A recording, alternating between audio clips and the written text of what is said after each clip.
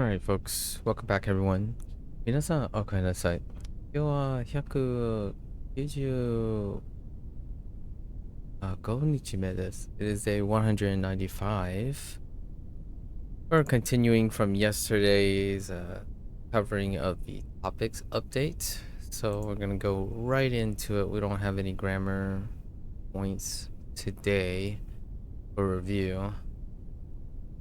Let's go into our topics. So we covered what the James of Bunpro, their summary, right? Or the layout and the announcement from 3 days ago, and tried out the first lesson.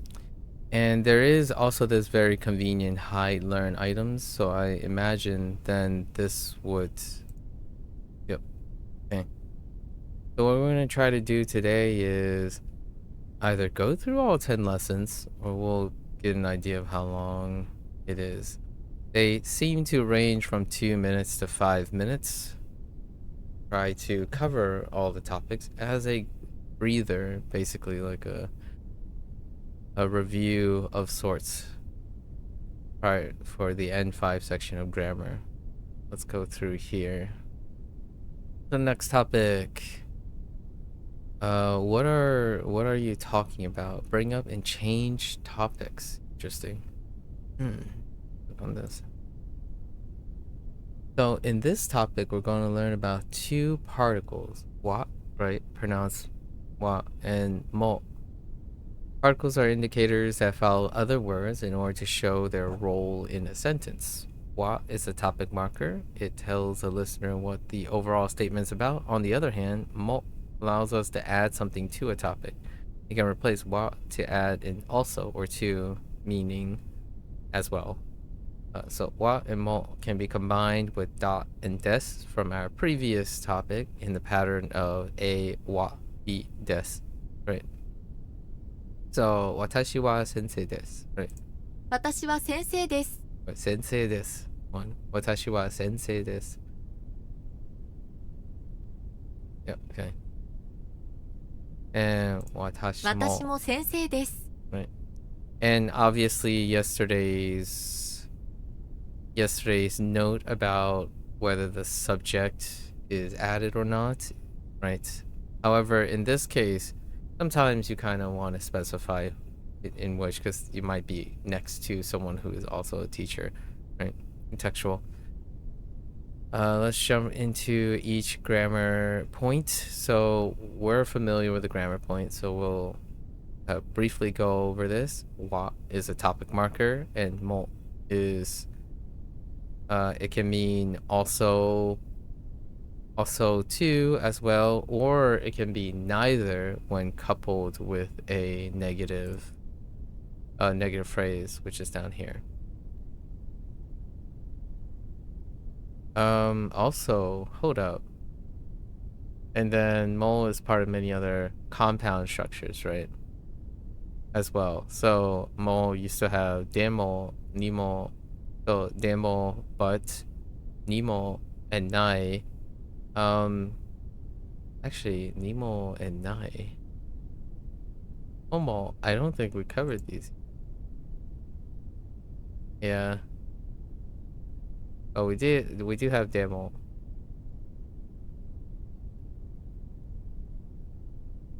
Oh, maybe not quite what I thought they would highlight.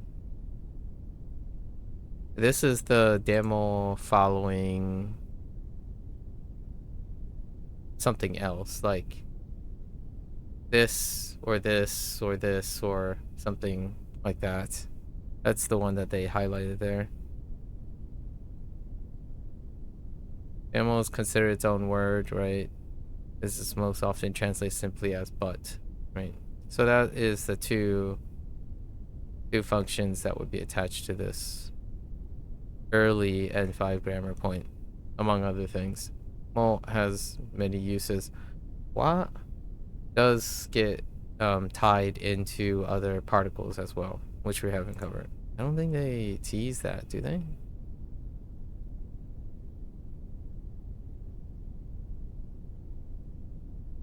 Wa cannot be used to describe things that you are seeing or experiencing in the moment right now. This is due to in the moment events being considered part of a larger experience.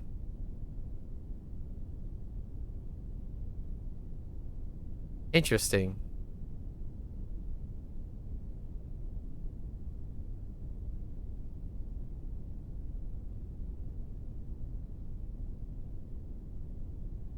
Actually, hold on.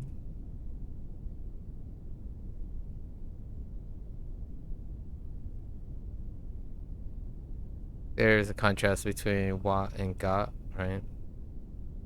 And then there's the wa not being described in the moment. And then there's a second thing about contrast. Okay. Let's see if that gets demonstrated in the detail section. In the previous topic, we learned that words like I, you, he, she, they, right, can often be left out of Japanese sentences. So they're referring to the first topic or the first lesson. But in this topic, we've been adding them back in by using wa. Let's see why. Let's talk about me for a moment. Since wa brings up a topic of conversation, when everyone already knows what the speaker is talking about, it does not need to be stated again. This includes when something is clear from the context, right? Because of this, it is often not required to say something like watashi wa, right? Every single time we talk about ourselves. In fact, repeating watashi wa at the start of every can sound very unnatural, so be careful.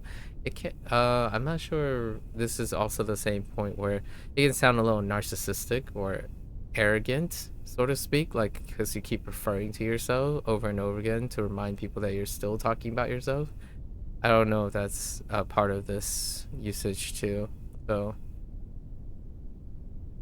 私は、トムです。学生です。Right. So the second part doesn't mention them again. 私はトムです。学生です。です。Yeah, right. 学生です。私はトムです。私は学生です。Yeah. So repeating. How would this work?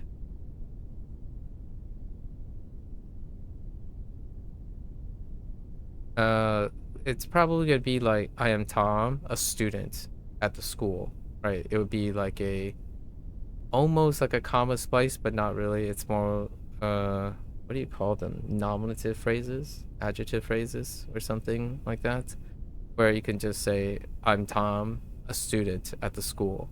So you don't say, I'm Tom, I am a student. Not quite anymore. Like I yesterday referred to NetSpeak quite a bit. Usually the leap is, I'm Tom, a student, like comma a student at the school, and that would be a way to truncate the sentence when speaking. So, or when texting, I suppose. What was it you wanted to say? Alternatively, wa is also handy for changing what the conversation's about or introducing a brand new topic in general. You can tell the listener, now I'm talking about this other thing, right? So now you're switching, right?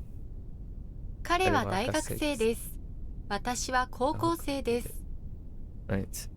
So he is a university student and I'm a high school student. Now, I immediately said and. I wonder how they do that for contract. If there's a nuance between using and for in the same direction and in a contrasting direction.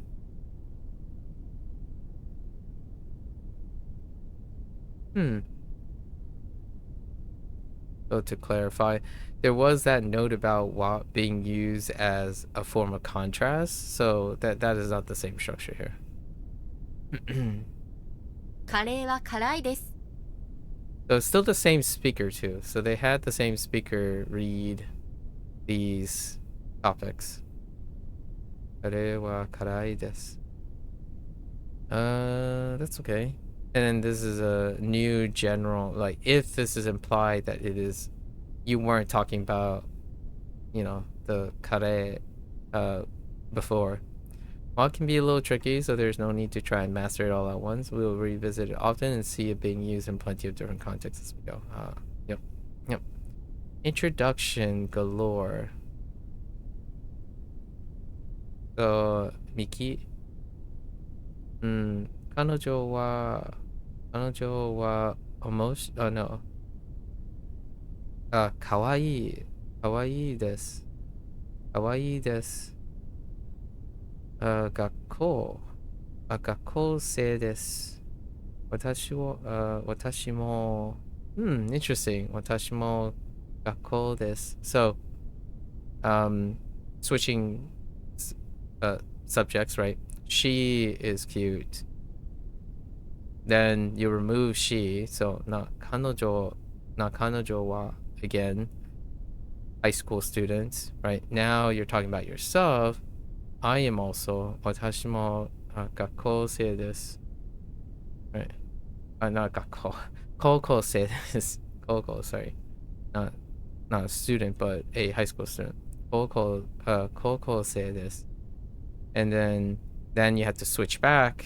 So 彼女は友達です. And then 大好きです. So you're still talking about the same person that you like, right? And then Miki, 先生は日本人です. So the teacher, right, is Japanese. 彼は男の人です. Right? Male. He is a man. Now, this is referring to the teacher, right?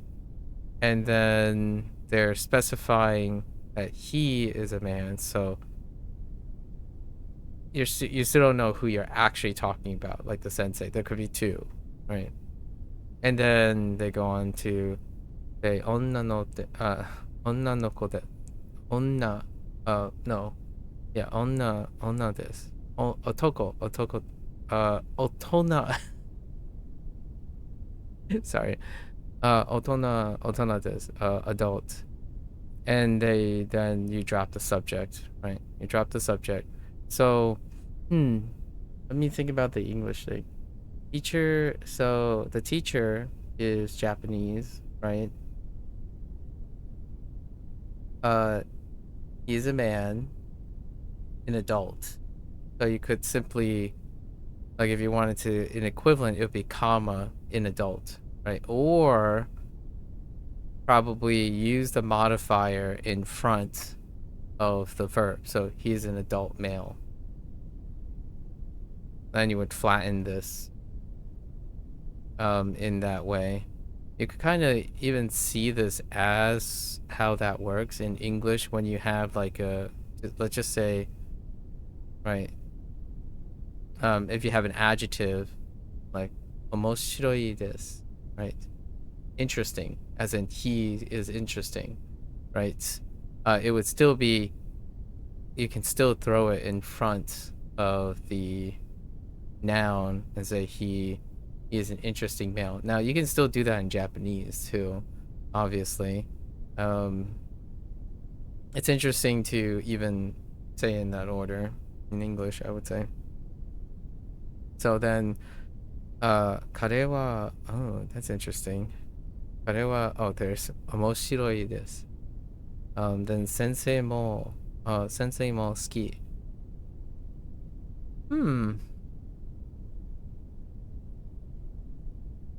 I wonder why mention him again here? Interesting. And then going back to mentioning the teacher, perhaps because there's a gap in between, or iterating. Intriguing.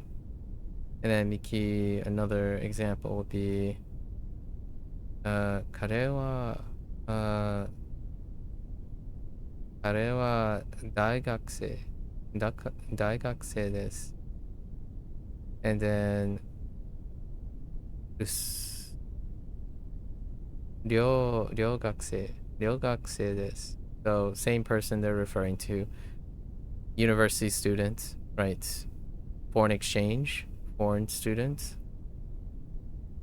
彼は真面目です。私も same です。同じです。So maybe you don't want to separate too far away.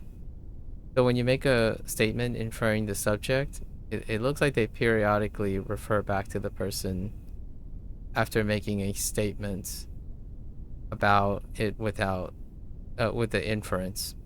That's interesting. I don't know how far you can break it apart. So like if you continue talking about the subject, how far can you push it before the assumption, right? So maybe this is more of a minimum thing. The first one would be something nicely laid out. The second one and the third one shows that when you're doing one inference, then they go back to mentioning the subject again, regardless of the subject is the same person or the same thing. Interesting. So these are the three examples and talking about herself. ミキ、彼女は可愛いです。高校生です。私も高校生です。彼女は友達です。大好きです。ミキ、先生は日本人です。彼は男の人です。大人です。彼は面白いです。先生も好き。ミキ、彼は大学生です。留学生です。彼は真面目です。私も同じです。Okay. Yep. No wa shenanigans. The advanced wa usage I didn't cover yet. All right. So we'll go back to topic home, natural place. Now we go into demonstratives, point things out in the world. So demonstrative this, that, and the other. Okay, let's get in here. So in this topic, we're going to learn 3 essential words for pointing things out. This is effectively like with wa, with des and da, and demonstrative sets up, in my opinion, the basic foundations for inserting any type of vocabulary word that is a noun. So like when you that's why they have this. Yeah, here's the example. So kore wa and des, and now it forms the basic structure to insert any form of like a typical noun that someone would learn while they're going through their vocabulary. In fact, because of the demonstrative, the nominalization of the demonstrative in Japanese, you can place any adjective as well. And adjective and nouns and names and whatnot, adjective and nouns are probably the primary vocabulary words that you would try to expand your vocabulary. So with a demonstrative, that is also a noun, because these can function as a noun, demonstrative nouns, the topic marker, and the existence, right? Existence. You can pretty much insert anything. And in my opinion, you can actually use this to effectively point and communicate and then infer the object. So like when you say, これは本です, right? これは本です. I don't have a book in hand, but the rest can be motion non-verbally. So even if you like go into a context where you're trying to point out what you want, right? You can still point and do things non-verbally as long as you're pointing to something. Great third topic. In this topic, we're going to learn the 3 essential words for pointing things out. Kore, sore, and are, right? There's also dore, part of the kosoado, but I think their topic is going to be linked with questioning, right? Interrogative. They're similar to this and that in English, but Japanese has a useful distinction that English doesn't. It has 2 different words for that. And this is where the irony comes from, or like maybe the funny thing. The English that is contextual, whereas Japanese is not, which is interesting if you think about it. Like, so you have to require kore, sore, and are. Sore and are needs a distinction in order to be specific. So now the role is a bit reversed. While Japanese has 2 different that's, English that is contextual. So you need to provide context whenever you say that. So that thing over there versus that next to you versus that next to me, right? So that needs context. And generally speaking, whenever it's kind of humorous, because usually people use this, that without context. And usually in English, it requires a descriptor, like this, which this, like what this. Are you talking about this or that? Or that or this? And which this, which that? So despite having like literal things, this would be the other way around, or there are a lot of things in English that are repetitious and explicit, and Japanese is one of the ones. This is, in my opinion, one of the ones that I quite appreciate in an English way. Like, neat. It would be interesting to do that. So now, as a compensation for English, now it's this, that, and that over there. So that would be the separation now. This, that over there. And the reason why you would say that over there is largely over there, meaning it's far from both you and the person you're speaking to. So you kind of get this feeling when you say this, that, and that over there, like over a larger distance. They are similar to this and that, and you're right, we went that. The one you choose depends on the object's position relative to the listener and the speaker, right? これは本です。Which is near the speaker, right? それは椅子だ。椅子だ. Just that chair over there, which is next to the listener, the person you're speaking to. あれはテレビです。テレビです. Then it's like the one away from both of you, right? I think for the most part, I don't think. Oh yeah, so there is that note that I mentioned earlier, which their demonstratives function. So these terms do function as pronouns too, which is synonymous as well, or analogous, where it can substitute for the object itself. So this is also referring to the object in that one. So this is good, for example. And that, so they're all pronoun likes. Just what we highlighted. So sore, kore, sore, and are are part of a larger system of words in Japanese. Understanding system now will make learning related words much easier later on. Yeah, the kosoado system, right? These words being a family called kosoado. The first sound of each tells us about the 4 possible states, right? Ko, speaker, so, listener, a, away from both speaker and listener, and do, the unknown. So that is very handy. It comes up all that. Diagram coming very soon. Interesting. They're gonna draw a diagram in there. The one starting with do, like dore, would be a little down the road, because I imagine they're gonna group it together with the interrogatives. So how you would ask an unknown thing. Big Bro's room. Yeah. Alright. So, ani. Right. これ、これは机です。Right? これは机です。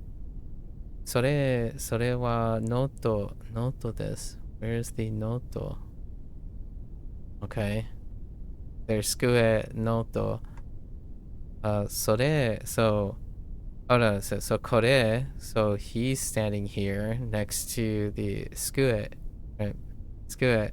Then それはノートです, which is closer to the other person, the kid, right? His little brother, because this is the older brother, Ani. Then それもノートです. Wait, that's a note. Is he referring to eh? There's two notos. Okay, interesting. 机は広いです. So his desk is really wide, right? I'm guessing he's using noto for... No, I see a pasokon later. Pasokon. Interesting. Just multiple notebooks somewhere. Then bendy desk, right? Bendy desk, a wide desk is convenient. And 教科書. 教科書は... Oh, that's interesting. And then textbooks. Textbooks are there, like textbooks. Too, like kind of like textbooks, yeah. Let's see. これはパソコンです. So the second group, right? This is a computer. パソコンは早いです. So fast. Right. それはカメラです. Camera des camera up here.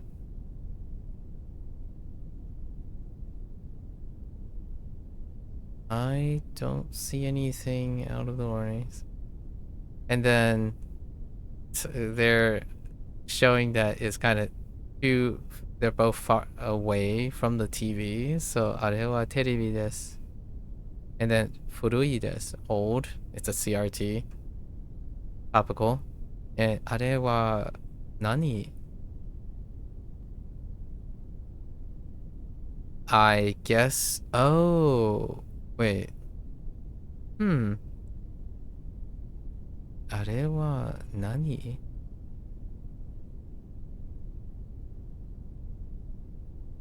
Why is that saying that is what? Is it inferring that this person is speaking? I'm not sure how this works out. And then last, コーヒー. コーヒーは必要です. He's tired. So he's saying coffee is necessary. 君は as in he's saying you and you, like I need coffee, right? Coffee is needed, or I need coffee basically, or I want coffee is necessary right now. And then what about you? I'm using more interpretive because obviously this is kind of you're kind of trying to contextualize why he said coffee is necessary or coffee is needed. And you, I don't know about this. あれは何? Oh, it's probably asking, do you have any questions? Like, or maybe, or otherwise this just says that what? I'm not sure. I'm actually hold on. What is the change? That's a TV. It's all that. What is that? Okay, yeah. So it literally does say that. What is that? But the thing is, I don't know why the older brother is asking that. It makes it sound like the younger brother is asking the older brother. So I'm not entirely sure. Entirely sure where they're going with this.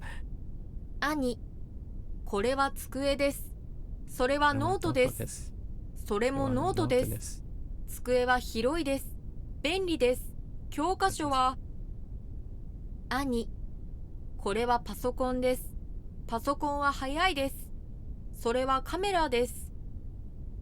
兄、あれはテレビです。古いです。あれは何？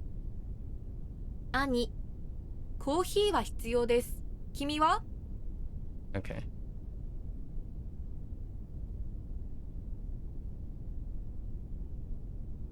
Okay.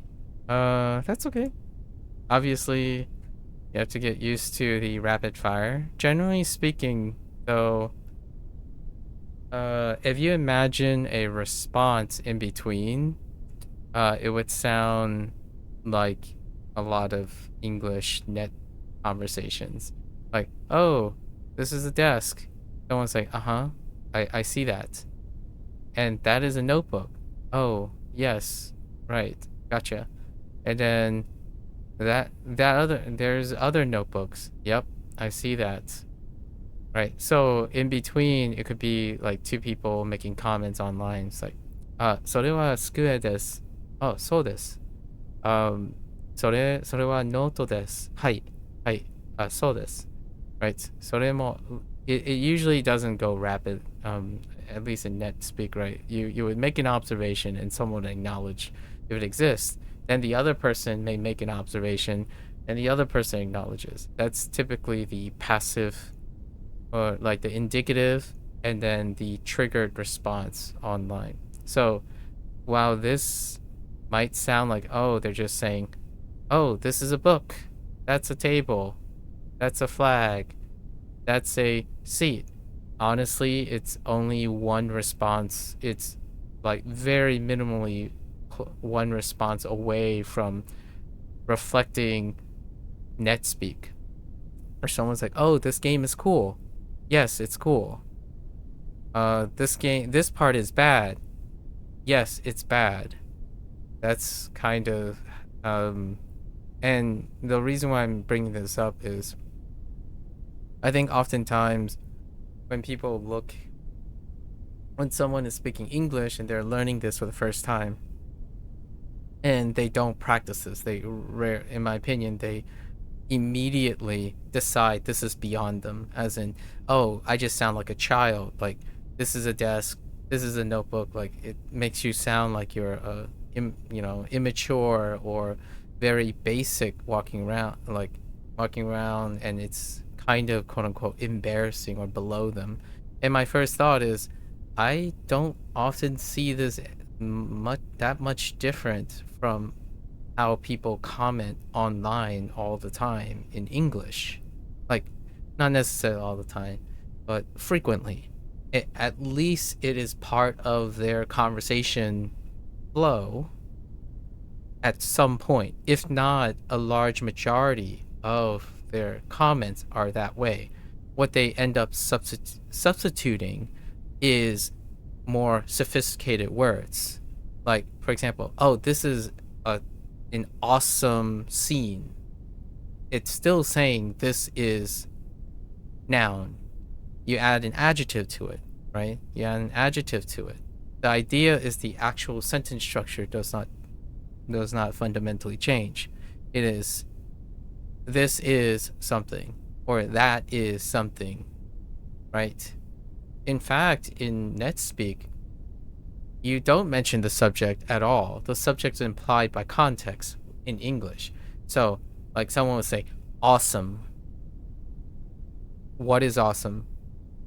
Is this awesome? Is that awesome? And you infer by context. So when typing, how common do English not sound like you're asking, does this sound common English? To me, this sounds relatively normal now online. Not necessarily when I'm having a conversation with someone. So oftentimes, how individuals type and talk sounds like this. However, when they're learning, they think that they don't need to do this. Like, it's beneath them. It's too basic. They talk like a child, pointing out everything one at a time. And my first thought is, that's not what I see when I talk to that same person. When I greet that person on a daily basis, this is what they sound like in structure. And it's not a bad or a good thing. Fundamentally, this is like being concise. It's being very on point. Like, that game sucks. Right? And when people talk about being efficient, right? Being optimized, being arguably trite as opposed to concise. And I talk liberally, oftentimes using transitional phrases between my statements. For example, this very example that I'm using is a great, right? Is a great example of how I construct my text messages as well.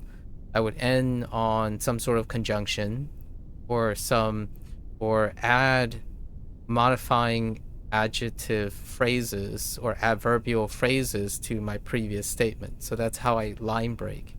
However, when someone else talks or types, what they typically do is they complete a statement and they talk in completed statements. This is good. I agree. That is bad. I disagree. Same here. That doesn't look good. This looks good. Right?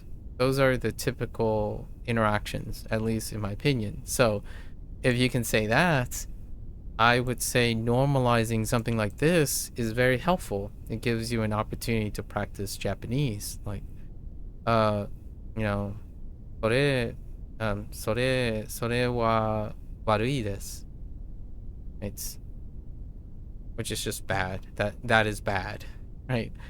In fact, I think that is probably one of the first net speak appropriate Japanese, or not that it's very appropriate in Japanese context, like going in public and just saying, well, des helps, but I would say at most, 悪いだ, but you know, それは悪いだ. That's kind of what I hear in English. So if you're wondering, like, what would Japanese sound like if it was in English? Well, you pick a negative word that's inappropriate for public space because you're not being considerate, and then you add a polite way of saying it, so you add des. So then you're saying, oh, TBH, that's awful. これは悪いです. You're slightly being polite, but you're also projecting your opinion by saying that is bad, or this is bad, or that over there is bad, which much like this format, in my opinion. And then adding like 君は is a little too casual. You would say like あなたは, which is basically, I think this game is garbage, and you, what do you think? So, you know, Nina, right? 这是太就是how you say bad? Oh no. 这是太不好了, right? And Nina, right? Just like, and you. So 君は or あなたは would be the reflex. And this structure is pretty much your standard English text phrase. I think they nailed it, in my opinion. This is standard text. Like, you say something is something, and then you ask, what are your thoughts? So, and you. And it's the most concise, in my opinion. It's the standard structure of commentary, right? And this is referring to something in objects. So like, and also hitsuyo is great. Basically, like, I need to get better, right? Or you need to get better, or this game needs something. what are your thoughts, right? And you, do you need it? Do you feel the same? It infers and you, and then you just let the other person take over. I like that last example. The last example is great. Hear me out. Here's a deep cut. That and you part doesn't even come up 50% of the time. It's a coin flip. If someone asks a question and you answer it and you ask them back, they would answer it and they wouldn't reflect back. Like they wouldn't want to continue the discussion. So typically, and also if you ever reflect a question back, they didn't expect you to ask the question back. So rarely do they practice responding to the question they're asking. Like for myself, if I wanted to contrast, I ask a question with the intent of answering any other questions that they're going to ask back. So I have prepared at least some sort of response, and I practice that quite a bit. So if I ask someone how's their day, tell me a little bit about their day, I'm ready and prepared to tell them about my day as well. So whenever I go to ask someone's question, I tend to keep in mind that if they are curious or they want to share and initiate a discussion, I'm prepared to have a discussion. Otherwise, you're going to say, this is a desk, that is a notebook, that's a notebook too, the desk is spacious, it's convenient, where's my notebook? That's what you sound like, in my opinion, like you as in the hypothetical person, the person who basically use English and just indicate things. Duolingo is garbage. Duolingo doesn't help you. Duolingo doesn't have vocabulary. Bunpro doesn't have FSRS. Anki has FSRS. And then nothing else. There's no transition, no nuance in opinions or any insight, nothing like that. In my opinion, that is 90% of commentary, especially parasocial commentary. It's a social norm. So when I'm reading this in retrospect, as I'm learning Japanese again, and I read over the fundamentals over and over again, that is the level of English, in my opinion, in NetSpeak, that most people type in. So is this really basic? It's basic, sure, I would agree with you. It's also efficient, low effort, and low commitment. So low effort and low commitment means less waste if it's a waste of time. It takes a very long time to get personable, right? It's pleasantries. So all of this stuff, which some people normalize as content, as in being involved in the conversation, is pleasantries. Like, stay to me, like you're saying, oh, this game is good. That's a pleasantry. This part is awesome. That's still a pleasantry.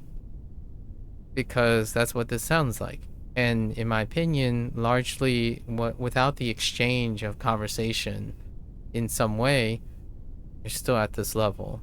And I don't think it should be demonized or stigmatized. That's one of my pet peeves about someone commenting on how they don't want to sound like a child or they don't want to sound so basic, and whenever they type in English explaining that to me literally in the moment, they are criticizing their saying or avoiding saying these very foundational things while they continue to speak in this way in English.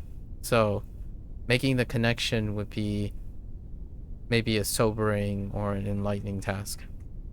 Anyways, I don't think it's too basic, considering how well people communicate in English, or at least are satisfied with their level of communication in English using the same format. Like, it's analogous format.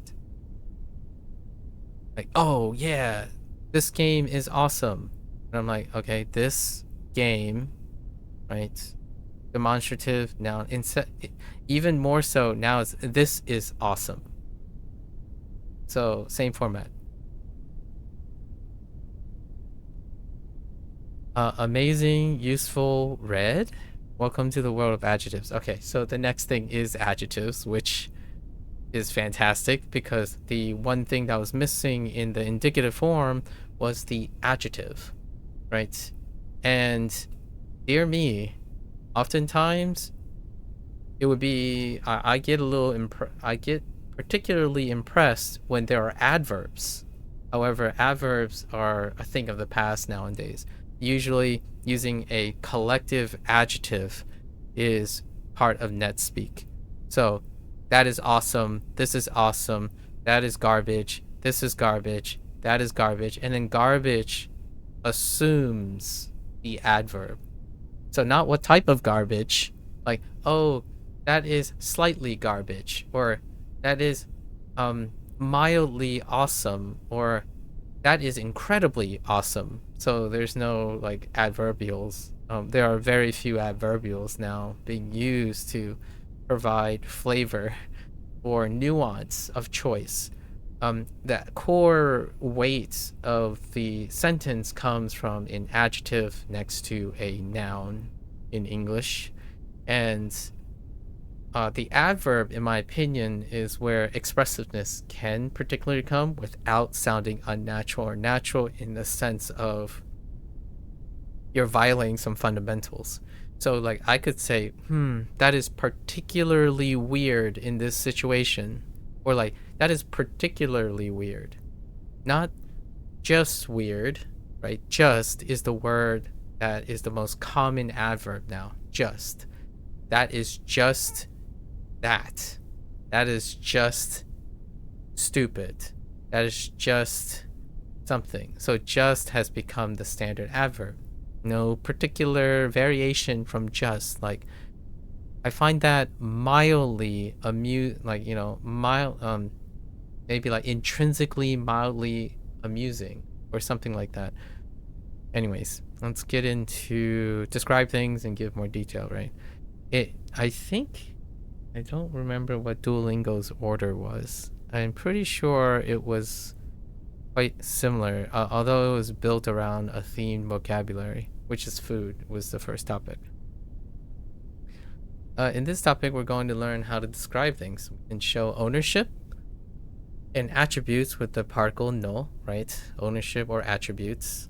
I like to typically order it as it can show attributes and ownership, since ownership is kind of the predominant like English analogous way of looking at it. However, attribute applies to nearly everything, like a larger category of descriptor, like describing the no particle. Obviously, that's a minor thing. Or describe qualities with e-adjectives and non-adjectives, right? By the end of this topic, we will understand how to connect nouns to other nouns using no, right? That's what the attribute thing would do. And some possession, so in some cases possession and then attribute, and how to properly attach adjectives to them as well. So, okay. So we got ao. I think, yeah. Ao no, heck.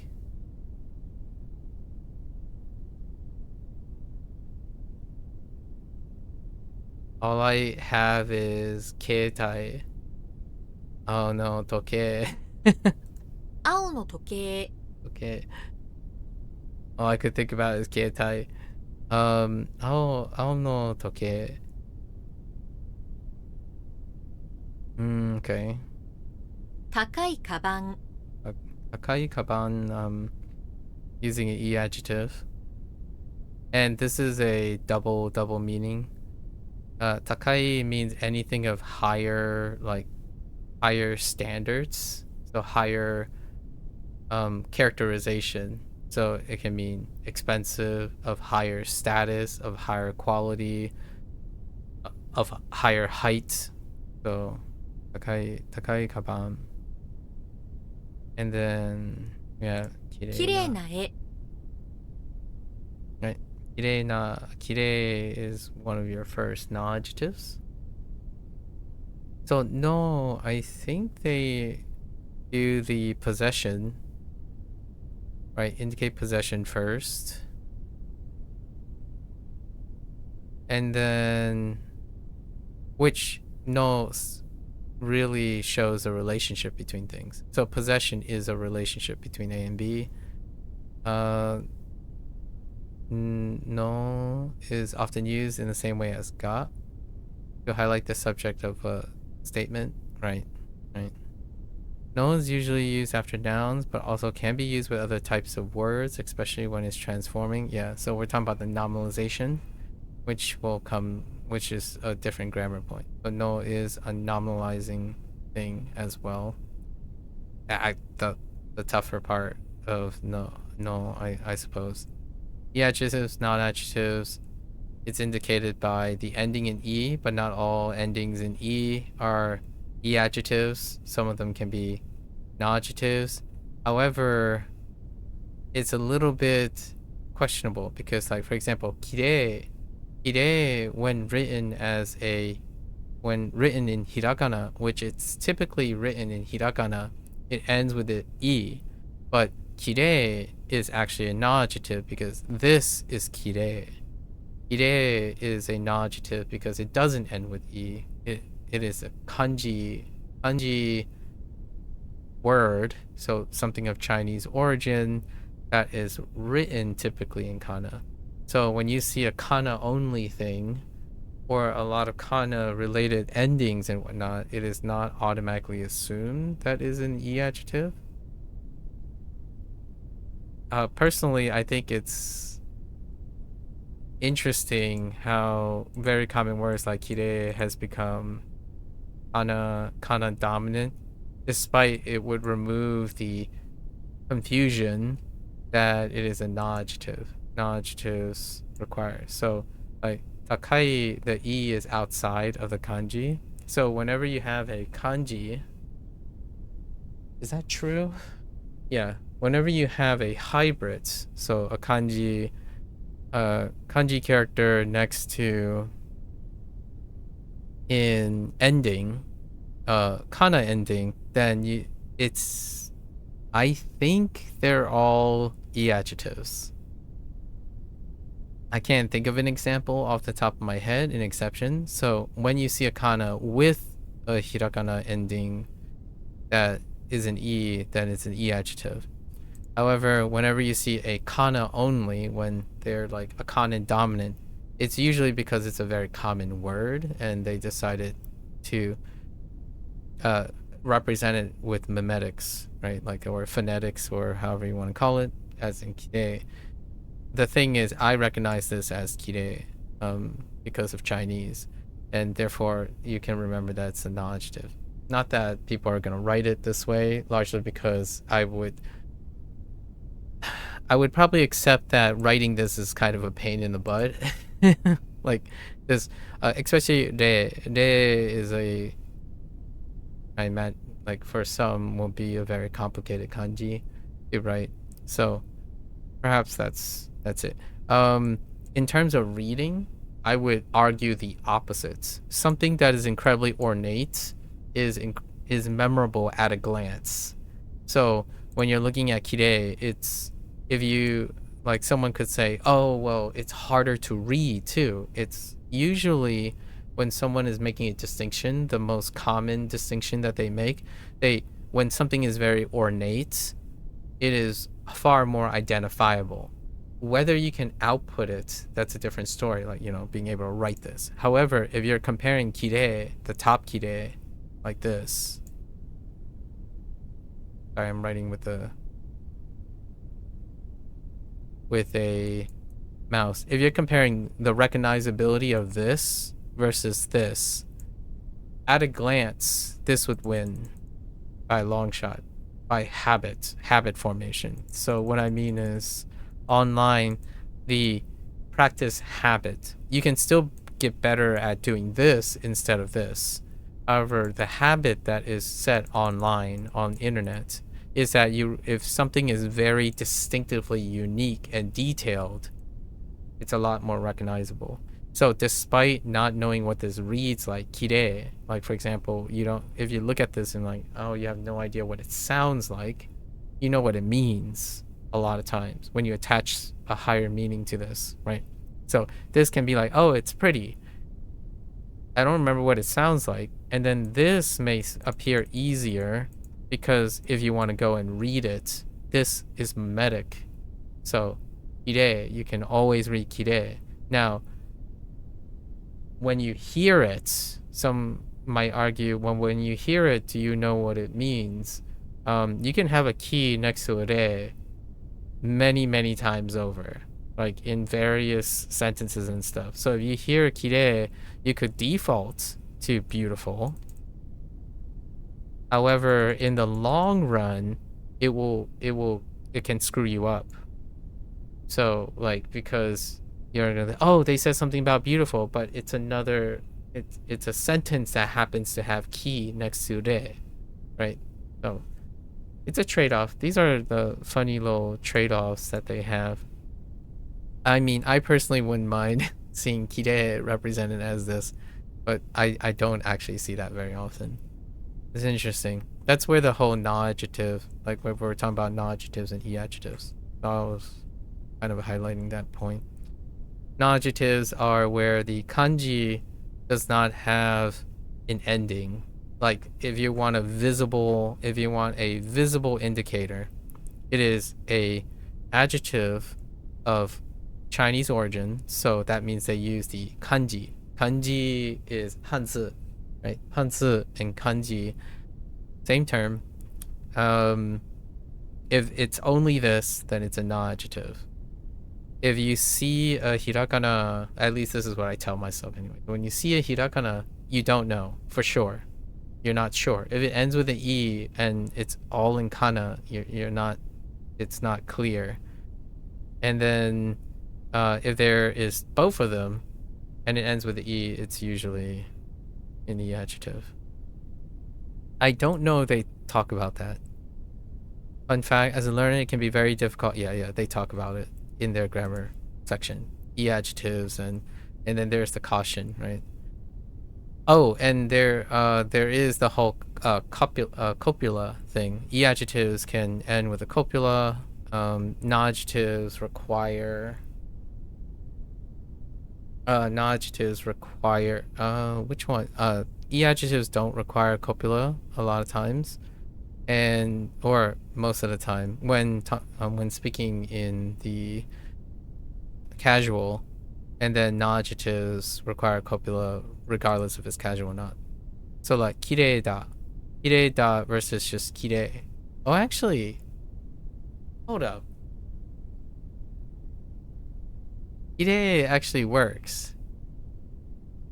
Huh.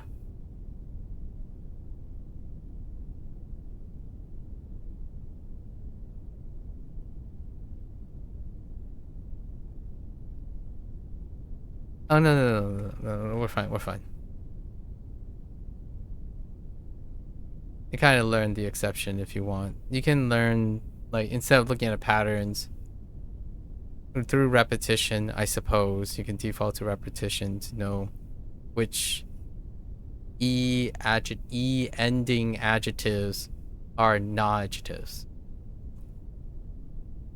Let's take a closer look at the mechanics of describing and see the difference in nuance with some comparison. Red versus red. Yep. Oh, hey, this is a good topic. I've been wondering about this topic. In Japanese, some concepts like colors can be expressed as either a noun or an e adjective, right? For example, aka and akai. Both mean red. This mean we have two ways to say the same thing, right? 赤い傘 right? 赤の傘 So yeah, so I did get this where like a red umbrella versus an umbrella of red. Now, because of how Chinese works and how it ends up being translated to English, I don't particularly think either of these are different. Like when I speak English, oftentimes I don't differentiate between, oh, that's a hair of gold versus that's gold hair. So when I speak English, whenever someone says either, it doesn't come off as two different things. It comes off as a single thing. So I'm curious about the Japanese way. While the meaning is often nearly identical, akai is much more common for simple descriptions, right? And then akano noun plus no tends to focus more on identifying the category of the color red, such as identifying one item out of many similar ones. Oh, okay. Oh yeah, that's fine. Well, okay, so it functions like it's closer to the normalization thing, which is like, let's just say taksan, or maybe like kasa, oof.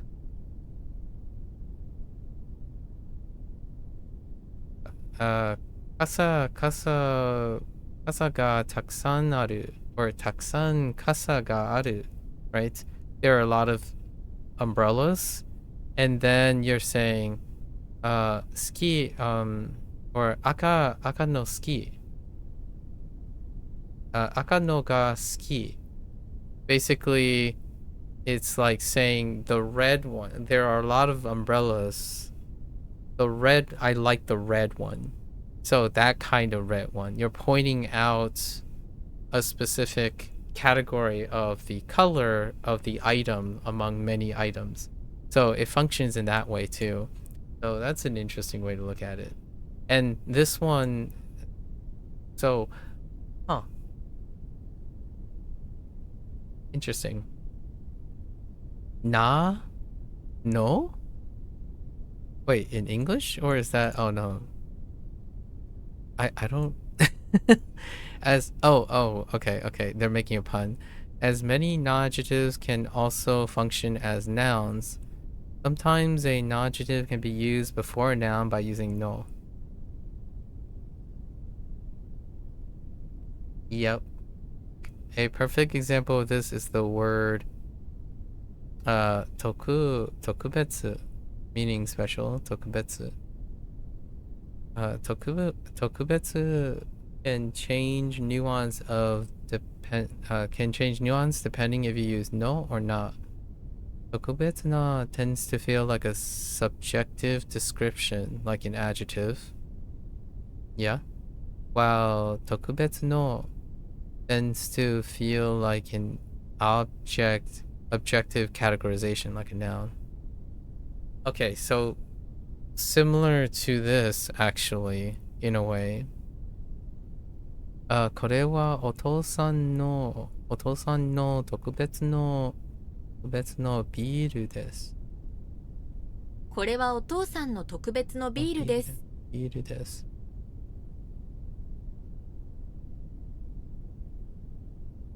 今日は特別な一日だ。Interesting.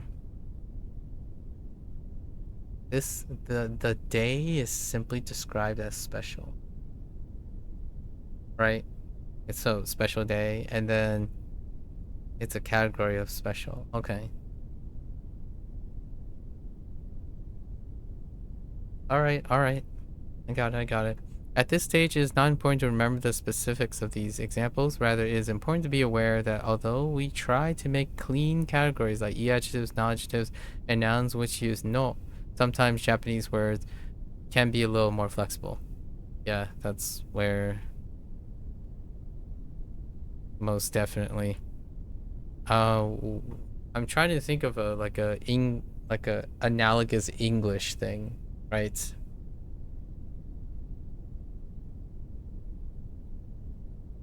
And the one that I would think of are very common words, like small, large, colors too. So descriptors like that, they can be nouns, right? Or a category. So the smalls, the largest, like the large, like as in a category of things that are large, a category of things that are small. And that would be, in my opinion, the closest thing I can think of when it comes to use, like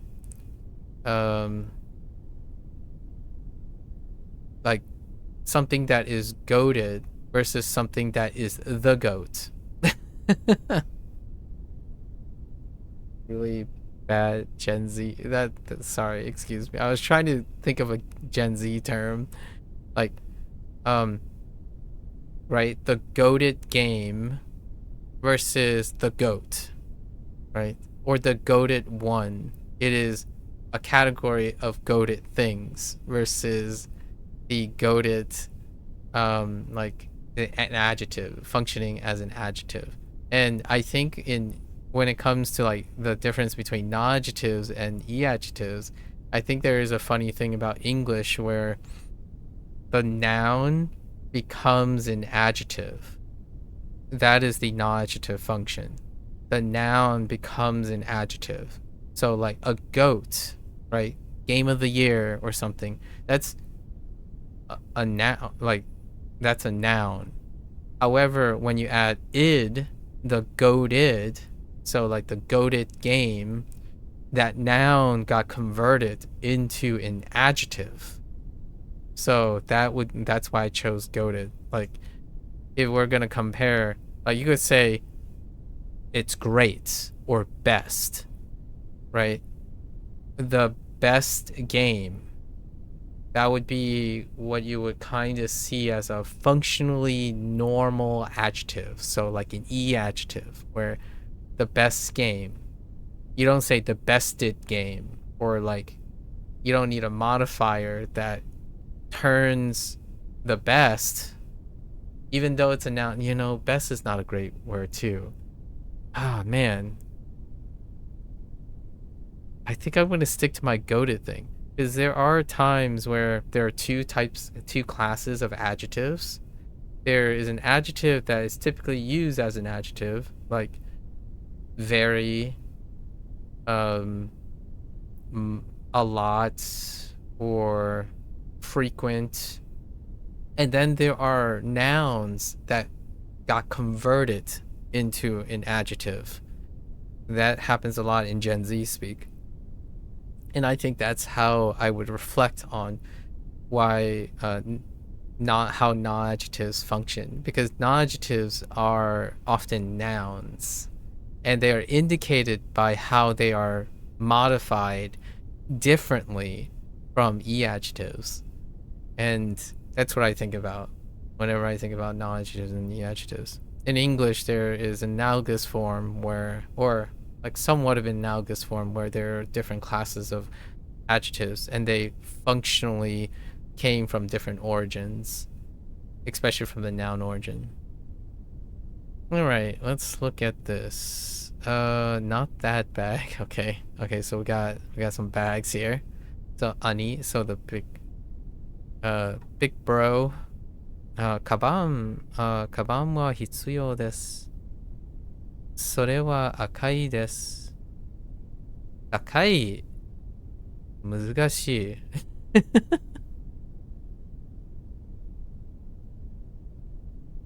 It says we need the bag is needed, right? A bag is needed, or we need a bag, like it's inferring. The bag is needed. This one is red, so use your imagination. This one is red, and it's like expensive because it says 50,000 yen. That's that is expensive. And then 難しい, as in like trailing off, 難しい. Prosodic. I would trail off largely because prosodic, you can at the end you can make it sound like it's like I'm wondering, 難しい, as opposed to 難しい, which 難しい, it might show up in the read, we'll see. There's less prosodic stress in when actors or people who are reading for language, like reading for pronunciation. So you use less prosodic stress around the things, or like vary or de-accenting. De-accenting is part of in what I consider as prosodic stress. So things like stress beyond the words. And what I mean by stress, I don't differ that I'm talking about all the elements of stress: changing your pitch, lowering your volume, extending or decreasing or extending your things that are not regular to the language itself. Like, for example, you can know all the pitch accents of these things. However, you'll notice that when someone speaks, they add prosodic stress, which can incorporate volume changes, length changes, and timing changes. In Japanese, you can subtly hear a volume dip when they're wondering or trailing off, and not so much as like a not as often of a volume change or a speed change. So oftentimes when you hear like one word phrases, especially one of sighing, the prosodic stress would come off as a sigh. Or when someone's really excited, like yatta, right? You could monotone it and just do, or like you could normalize the volume and just say, oh, it's a pitch change. That's the difference. However, when you're like watching people talk and stuff, they can still stress it. Like you can still incorporate stress accent onto Japanese, but that's not a regular thing. It's not a foundation of the Japanese language. It's a prosodic stress. Basically, the emotions carry some of the sentences, like, and it's irregular. It's based on the emotions, right? Anyways, 難しい, which is difficult, as in tough. It's tough. We need this bag. It's red. It's expensive. It's expensive. Difficult. And then we got wait, big brother and I guess little sister, yeah, imoto. すごい、それは安いカバンです。So, cool, awesome, neat, great, right? Great. This is cheap. What does that say? 600? 600? Yeah, that's really cheap. And cheap bag, right? This is a cheap bag. And then what the heck is this? What is he doing? Okay. Oh, he's gonna, let's see. Ani, それは青いです。私の財布は赤い。つまらない。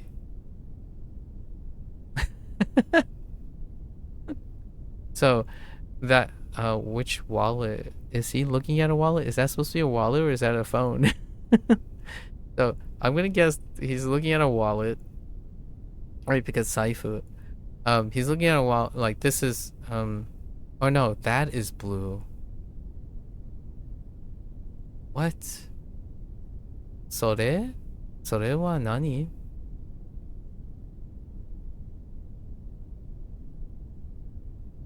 Like, so this says それは青いです. So what is, I don't see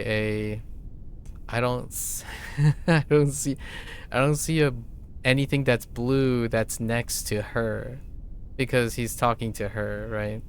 Anyways, and then he looks at, there might be a scene, there's a scene in between here, and then he looks at his wallet, right? His wallet is red, so this must be the red wallet. And then he says つまらない as in like boring. It's boring.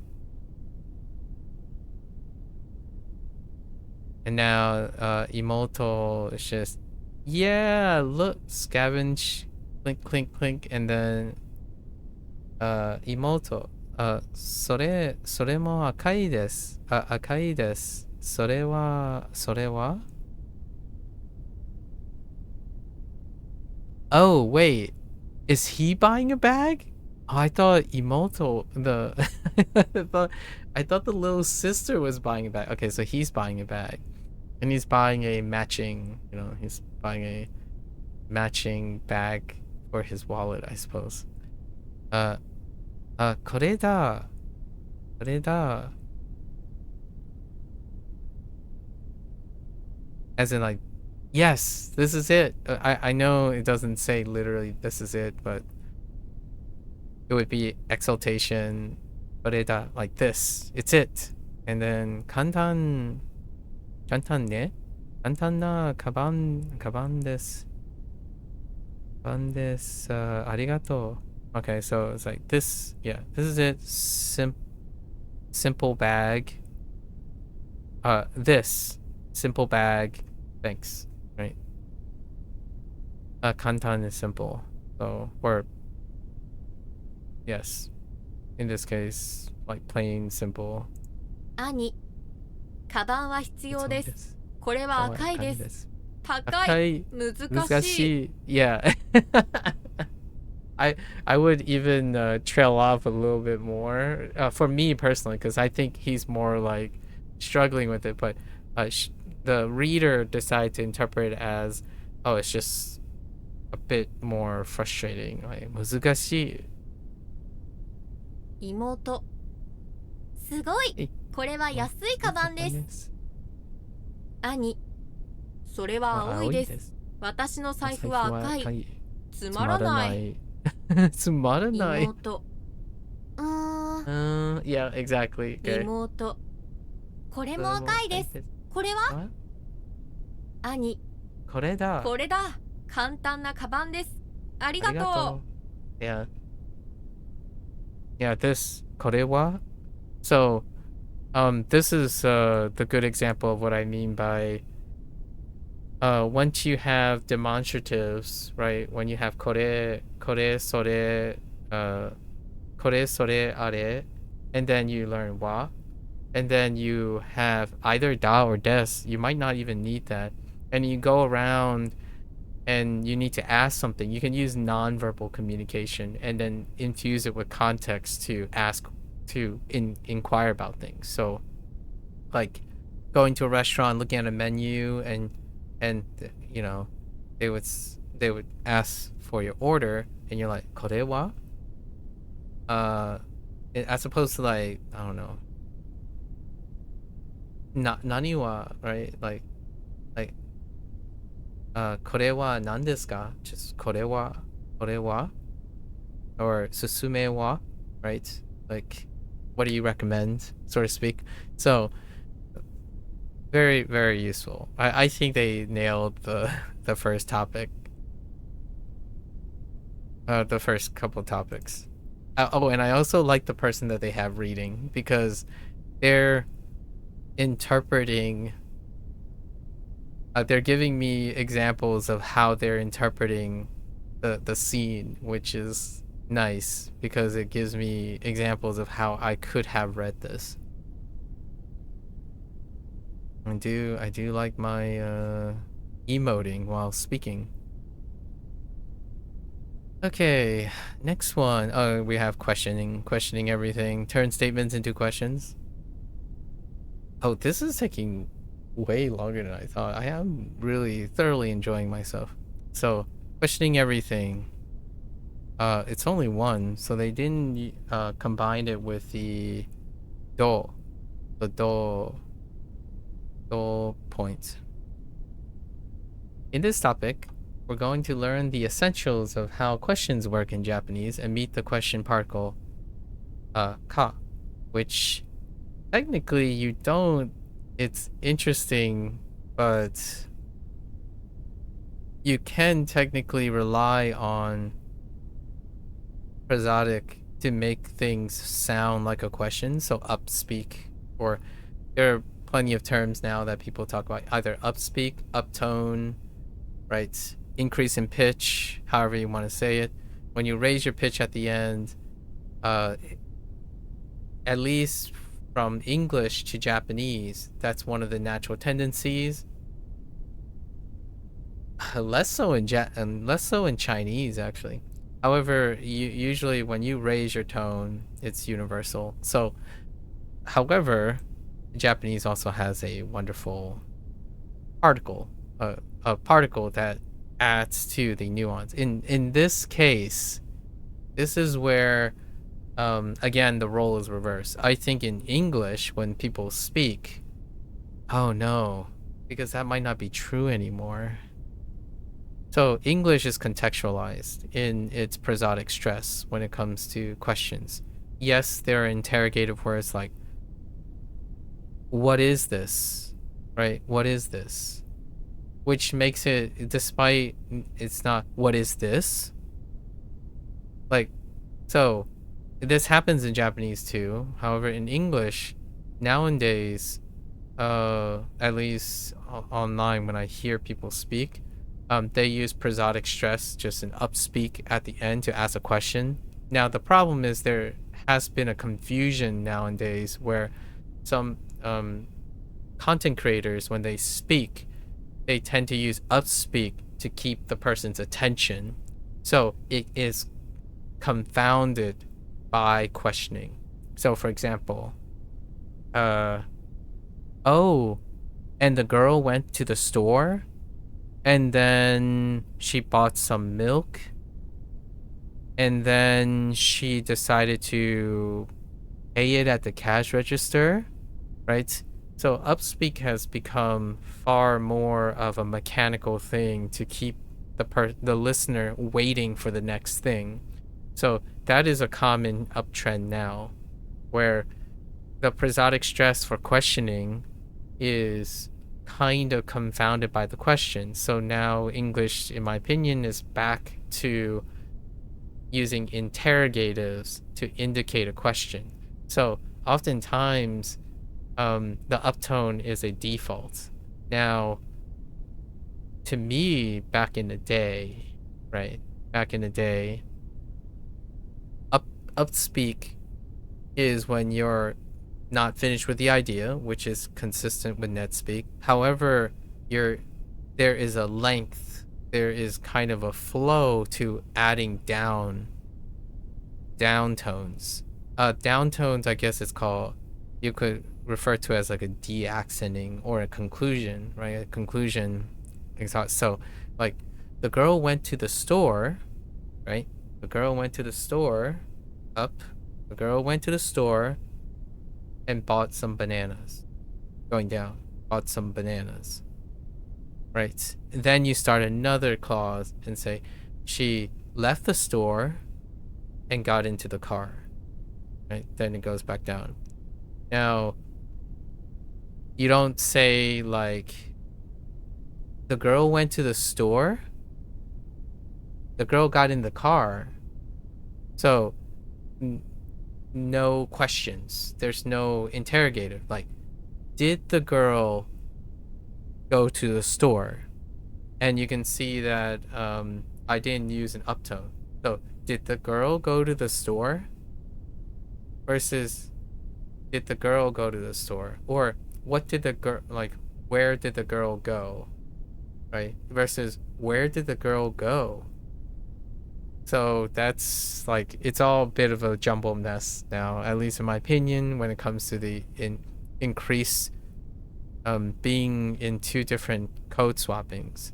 I think usually when people are asking a question, when they're texting and they're asking a question, they no longer define outside of interrogatives. So in English, when you're texting and you're reading things, usually it's indicated by interrogative. So in my opinion, it kind of functions like the Japanese ka, where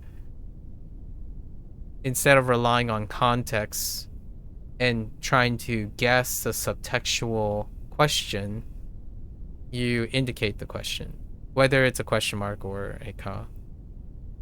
I've often wondered about this because there are quite often times when I read someone's statement like, are you asking a question or are you making a statement right now? So for example, someone would type, this game is garbage with a question mark. I'm like, okay, so are you asking a question or are you making a statement? You might be thinking, well, they're obviously asking a question. If they say this is garbage, question mark, you might be saying, what else could it be? It has to be a question. They're asking for you, right? And then I was like, oh, okay, so how do you define a garbage? Like, how do you define garbage, basically? So then I would know how to answer the question. And the person's like, no, I was just saying it like a statement, but rhetorically. So like, this is garbage versus this is garbage. Like, this is garbage, right? You look at garbage and you're like, this is garbage. Like, what? Or this is garbage, as in questioning the thing, but they're not asking you for a response. You're not there to be answering the question, right? So it becomes an unknown marker. And that's kind of the tough part right now in English. It's doing the same thing, but there's no there aren't much consistency into, are you asking because the thing is unknown and you're unsure, or are you asking a question in order to be answered? And Japanese have a lot of these functions. So, at least in my opinion, between ka, uptone, like upspeak, and ending things with like no, right, ending no, and trailing off, ana, like quite a lot of other things. I think English is also fairly cryptic because of its lack of clear indicators. Asking questions in Japanese is refreshingly simple. Honestly, I kind of think Japanese is refreshingly simple in the same way that English used to be. Not online. Like, English could be argumentatively or debatably refreshingly simple back then. Now I definitely agree with this, that when you're learning Japanese, it feels like it's refreshingly simple because they indicate and they structure around how to indicate unknown things. In English, you just one doesn't know. Like when someone expressed something to me, when they say, I think this game isn't good, you can't tell if they are saying it's unknown or are they making a statement. It's very unclear. Like, are you suggesting it? Like, because in my opinion, NetSpeak has normalized no subjunctive. Like, there are no longer subjunctive mood in people's speech. So when they're saying, I don't think I like this game. So is that a statement or is that a question? If you don't think you like this game, are you questioning whether you like this game or not, and you're leaning you don't like, or are you literally telling me that you think you don't like this game, right? And then when they speak, they don't no longer differentiate to make it very clear, like, I don't think I like this game. I don't think I like this game, right? So the speech is gone. And then when they're typing, you can't tell the difference anymore. So like, I think I'm doing well, or I think I'm doing well. And when you type in English, you don't know. You don't know if they're expressing that. And then when they speak, they no longer differentiates between that. So, and to make it subjunctive, like, I don't think, that's pretty good. That's saying think creates a subjunctive mood a bit. However, in English, you can make it even more. I am unclear whether I like this or not, right? Unclear whether. It introduces probability. I believe at the moment I do not like this game or something. So then you remove it. It's like a replacement for the ka, like you're adding uncertainty to the things. Meanwhile, Japanese have ka. instead of changing the word order like we do in English, right? And among other things, like for example, changing it is to is it. We can just add ka to the end of a phrase. This simple addition unlocks basic conversations. By the end of this topic, we will be able to take statements we already know and turn them into questions. あれはお母さんですか?あれはお母さんですか? Right? それはお父さんですか? Okay. With the uptone.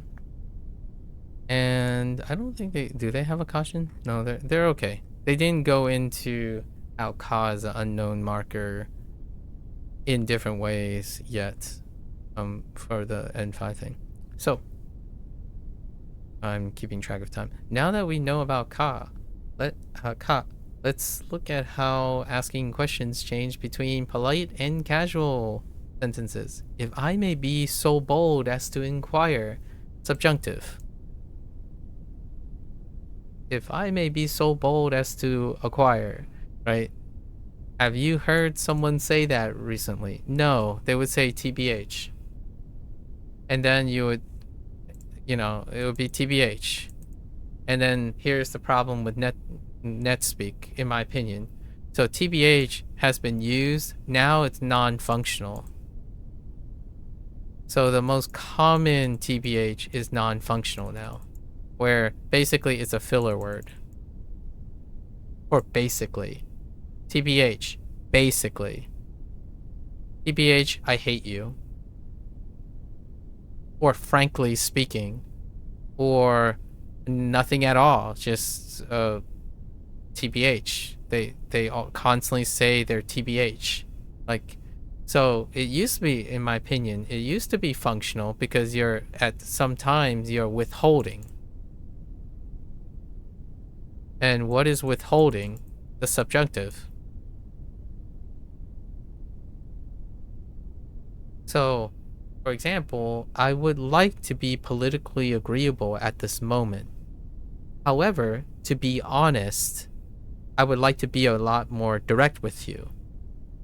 So, in my honest opinion, this is what I believe, when it follows, right? However, TBH no longer has a function. It's a filler word. It's, in my opinion, almost as frequent as just, bro. No offense. In fact, no offense is out the door. It's stigmatized pretty heavily, right? An emphasis marker. So like, what's an emphasis marker? Ga. It's like ga. TBH is like ga. Like, hey, TBH, this is cool, right? That kind of thing. And usually TBH has functionally been a way to say, oh, hey, I am no longer going to beat around the bush and use subjunctive and inquire about probabilities. I'm going to give it to you straight. TBH, to be honest, I'll give it to you straight, right?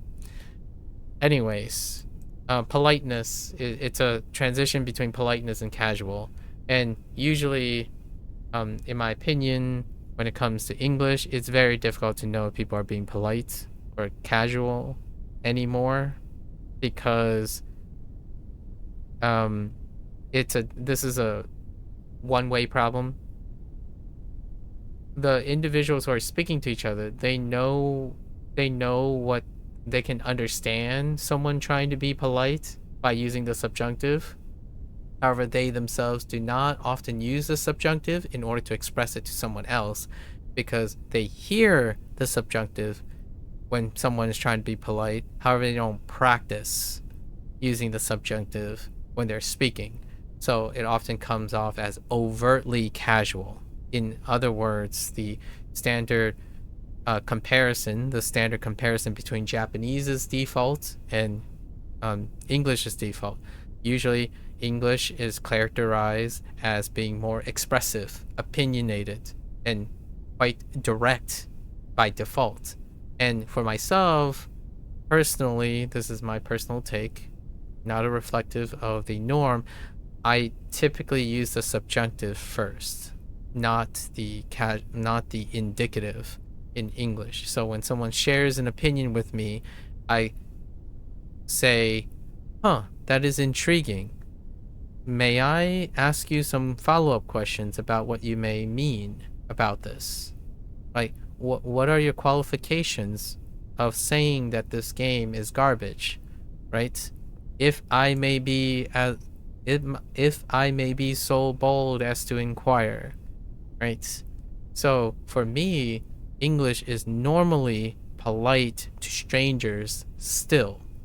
And the argument here for myself personally is when someone says, oh, English speakers are direct and more indicative or expressive, I personally have a hesitation or ambivalence to that generalization. Japanese people say that about English speakers. So do foreigners who go to Japan, live in Japan, like spend half lives where they compare like Indian, like in the Indian speaking environment and the Japanese speaking. I think it's a cultural difference. So maybe like a 70-30 split. I don't think it's inherent to the language. I think it's inherent to the culture, which includes the language. So whenever someone says, oh, English speakers are more expressive, more direct, I can't empathize with that. I am far more indirect because of my cultural upbringing. So I rarely boldly express or indicate my opinion when inquiring about something or expressing someone's willingness to listen to me or have an openness of discussion. So that means that regardless of how well we speak and exchange ideas, I rarely project directly my opinion onto someone else, which is how Japanese is taught about being polite and using casual sentences. Politeness comes first. Lots of behavior that involves not trying to tell another person what they like or should like or ought to do or agree with you wholeheartedly because you're stating a bunch of direct statements. In English, that's happening not because English itself is defining the person's behavior, in my opinion. Maybe 30%. It might be a contributor, right? Because it correlates with the culture that exists that predominantly relies on English. So you can make an argument that English speakers tend to do something that is not devoid of the obvious, which is the practice of using English culturally. For myself, I talk like this. Bear with me here. May I, if you're comfortable with sharing, may I ask you what is bothering you, right? That is how I would ask a question to a stranger in English. The default, not, dude, what's up? Like, yeah, I feel ya. No, like, you don't feel anyone. Like, you can't resonate with someone you just met. To me, that's arrogant. It's direct. It's presuming. And because the internet, which I talk about quite often in NetSpeak, the internet is an echo chamber. So the communication style, usually in English, is also mixed in with the idea that people always talk based on assumptions. So if you're in a Discord filled with people who really like a video game, whenever someone says, oh, I'm upset about this, oh yeah, I know what you're talking about. Yeah, that thing. Like, what thing?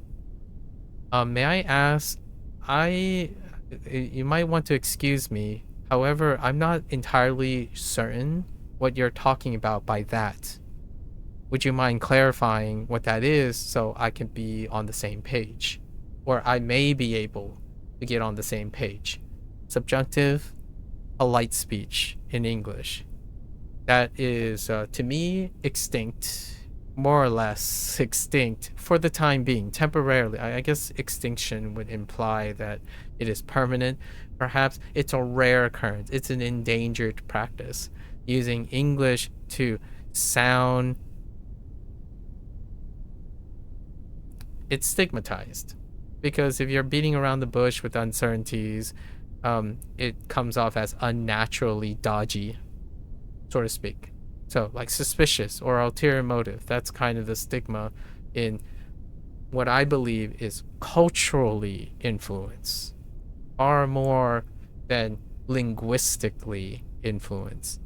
And so this may be my misinterpretation of how people express things in English. So there's a inception point when someone says, oh yeah, when I'm speaking English, I'm more expressive. I'm like, okay, so where have you been? What type of people have you been talking to who speaks English? There are, like, when it comes to comparing Japanese and English, did you learn how to speak English around Japanese people who speak English? Because they probably sound quite remarkably different than speaking English in a culture that use English to be direct, right? So sometimes I feel that that's what's happening, where it's kind of like suggesting that the way you are born also greatly affect the actions you make, right? Like, it's part of the picture. I just think the whole linguistic thing where someone tries to identify, like, Bunpro doesn't do this, for the record. Bunpro doesn't say, oh, unlike English, well, they do contrast whether a grammatical or linguistic thing exists or not in English, not necessarily provide essential commentary and constantly assertively promote the idea that, oh, you're going to be more expressive when you speak English and you're going to be less expressive when you speak Japanese. To me, that is a colloquialism that happens online, where the personality was shifted to adapt to the environment. So when someone says, like, oh, in Japan, I'm more reserved and conservative, like, yeah, the culture is more reserved and conservative in public. If you were able to choose one, you would choose the more appropriate way to, like, you get positive reinforcement by acting appropriately with the environment. So the question is, do we have an English environment that sounds like Japanese? Well, we should really step into a political room, I suppose. Right?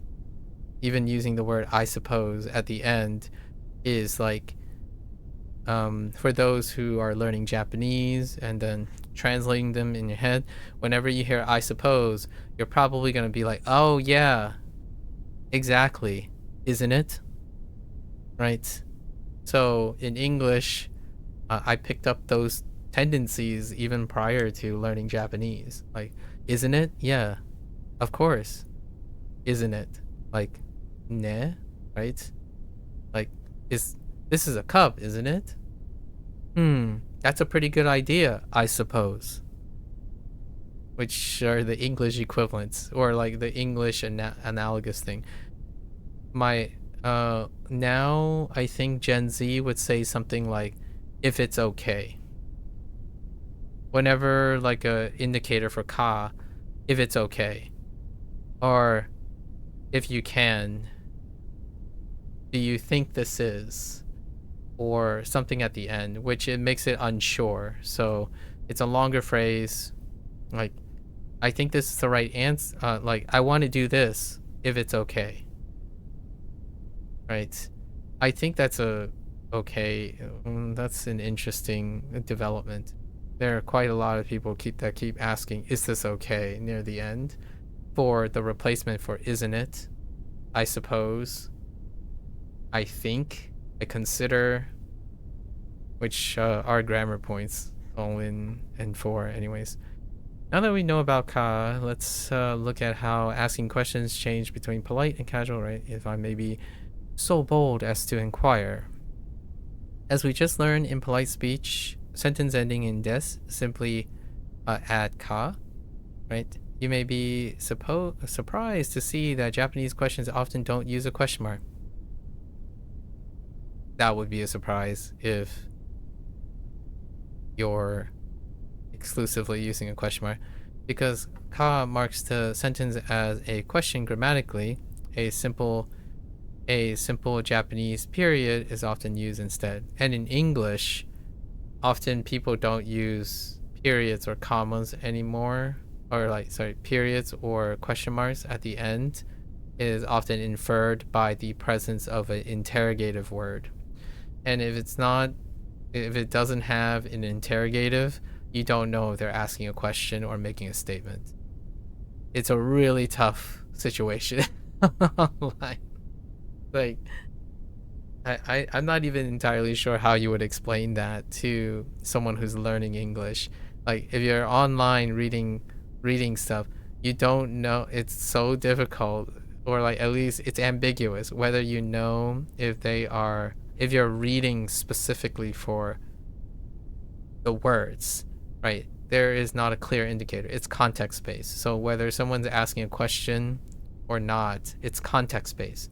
Otherwise, you're hoping that they indicate with an interrogative, like, what is this? Versus, is this?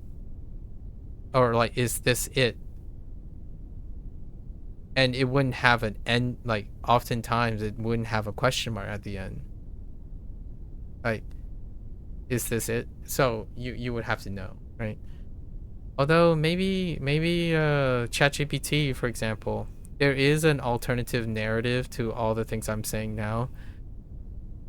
Because of the rise of AI, and people are interacting with AI, there is a silver lining. You could argue a silver lining in this.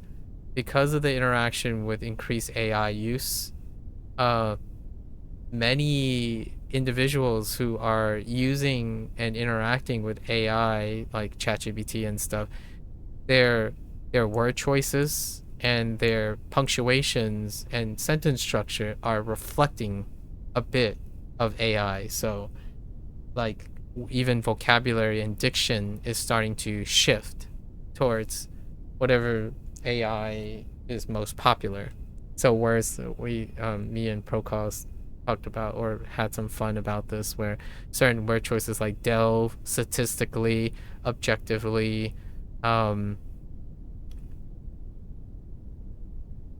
social normative, various words that are awfully specific are being woven into their language. And I could kind of see a time where question marks and periods will become normalized, largely because whenever I read someone's ChatGPT assisted things, they have proper punctuations and grammatical citing. So you could argue that interacting with ChatGPT might intuitively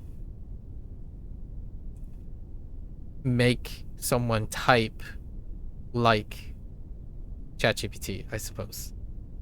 I don't know which force. You could say there's a force, a battle for that type. There's NetSpeak, where you spend most of your time looking at YouTube comments, people reacting on Twitch chat and YouTube chat, versus how often you use ChatGPT, which typically responds in full statements, conjunctions, transitional phrases and clauses, complex compound clauses, that situation.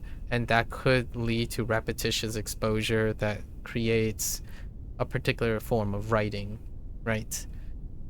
The other concern is that doesn't necessarily mean there's comprehension of why you do it, right? That's the whole point of studying this now, or demonstrating it now. All the stuff I'm talking about is how I'm comprehending these use cases. Reading this, so someone could type this out, like ChatGPT. They could type out this explanation, and then that would be it. There would be no comprehension of it, like in association with something they do, how they could functionally illustrate that they understand the concept, like provide an analogy or metaphor or simile, maybe some comparative analyses. I do this on a regular basis to make sure that I can illustrate my comprehension of it. So, and if I'm incorrect about what I'm saying or when I'm reflecting on it, that helps me correct for my comprehension. Being able to put this in your own words. Anyways. これはコップですか? This guy, right? So, question marks are more often used in casual writing, such as text messages. Oh, interesting. And then formal writing is the period. これはコップですか? Okay. I'm just gonna ask you about. I'm just gonna ask you about something. Wow. About. In casual language, ka is usually not added at all. In fact, da is also, normally dropped. Exactly. As it can sound too assertive or even aggressive. Right? So like, this is it. English. This is garbage. English. Here's a funny one. Sometimes people would state one of the comments often is e adjectives, right? E adjectives stand alone. Like you could say 美味しい, and it would be inferred that whatever they were currently talking about is delicious, right? And then it wouldn't be 美味しいです a lot of times because doesn't really need it to be polite, right? To add politeness. And then 美味しいだ, that sounds weird. And it could also be like, what are you trying to do? You're trying to re-emphasize delicious. So, in NetSpeak, like for English, instead of saying this is awesome, the person simply says awesome.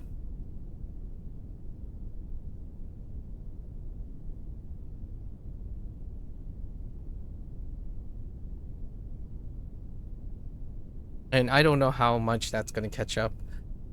Generally speaking now, the less words you say, the more you have to infer in English too. So, like, awesome, same, bro, cool, alright, fine, nice, brother, yes, or yes, or yes. So it's starting to sound like Chinese, actually. Okay. Yeah, so instead we rely on intonation. I don't call it intonation. I personally would prefer it as a form of prosodic stress nowadays. The rising tone is the rising tone, or the upspeak, or the uptone, right? Similar to a question in English, in writing a question mark can be used to show. Right. 彼は弟だ. Right. So it's going down. So it's a statement, right? 彼も弟? Right, going up. So no ka, right? No ka, no no. No interrogative, right? No interrogative. 私の弟だ? 友達です. Right. And then this was what I was illustrating. The question mark and the exclamation mark. So the difference between like bro,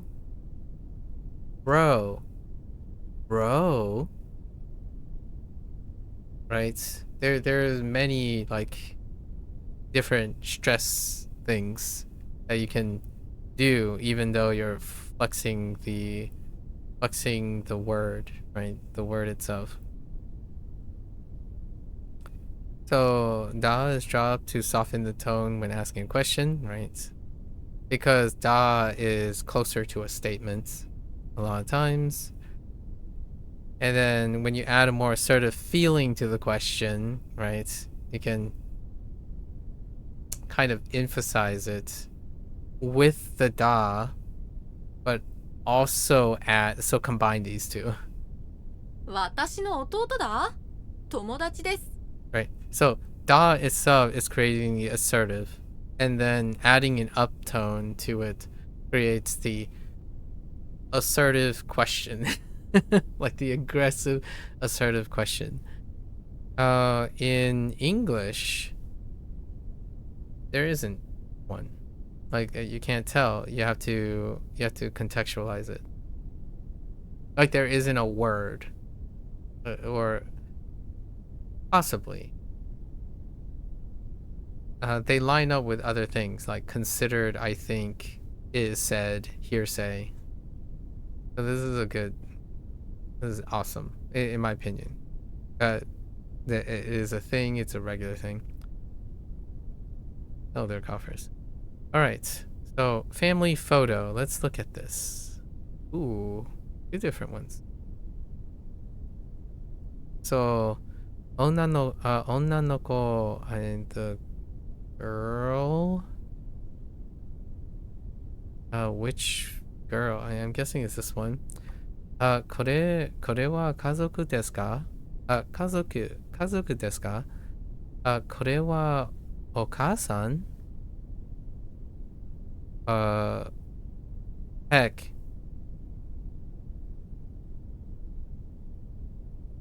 お姉さん?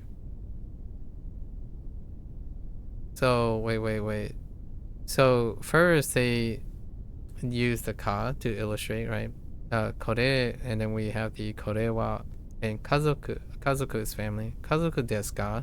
So this is the polite question, like the very traditional or formal like question. Then they inquired, is that your mother, right? Or is this your mother? Is this your mother? Without the ka.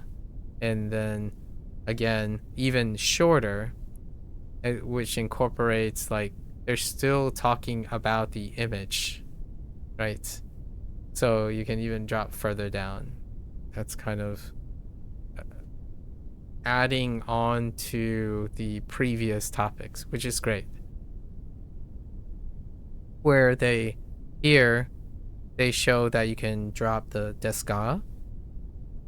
So you can drop ka and des, right? And then you can drop the kore wa, because you already know you're referring to the object. So kore wa, it's still the kore wa, right? And then kore is topic before that. So tomodachi, okay, I'm guessing it's this friend. Un is yes, acknowledgement. Un. それは私のお母さん。お母さん。So, statement. それはお姉さんです。Actually, could be no. Wait, is yes? Is yeah, okay. Yeah, so so so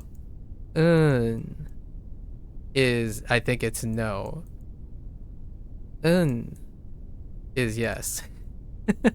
I think. You just fill it out, right? Usually whenever someone says I just listen to whatever comes after to see if they mean yes or no. It's like Morse code. I feel like is like Morse code, where like, was it a long pause or was it a short pause? And they mean two different things. Like in Morse code. Okay. So then, 女の子 says, きれいなお母さんだ。きれいなお母さんだ。これはお兄さんですか? A friend says, これは弟。これは弟。あれはお兄さん。Okay, hold up. So they're pointing to the middle because it's far. Oh, interesting. So they incorporate the position as well. So they're saying, she's saying kore, right? Kore wa ototo. So the one closest to her is the younger brother. And are wa. So the one in the middle, which is far away from both of them. Are wa oni-san. So the older brother's in the middle. I wonder how you would say this if I would say something like in the picture. So any in the picture. Any maybe like any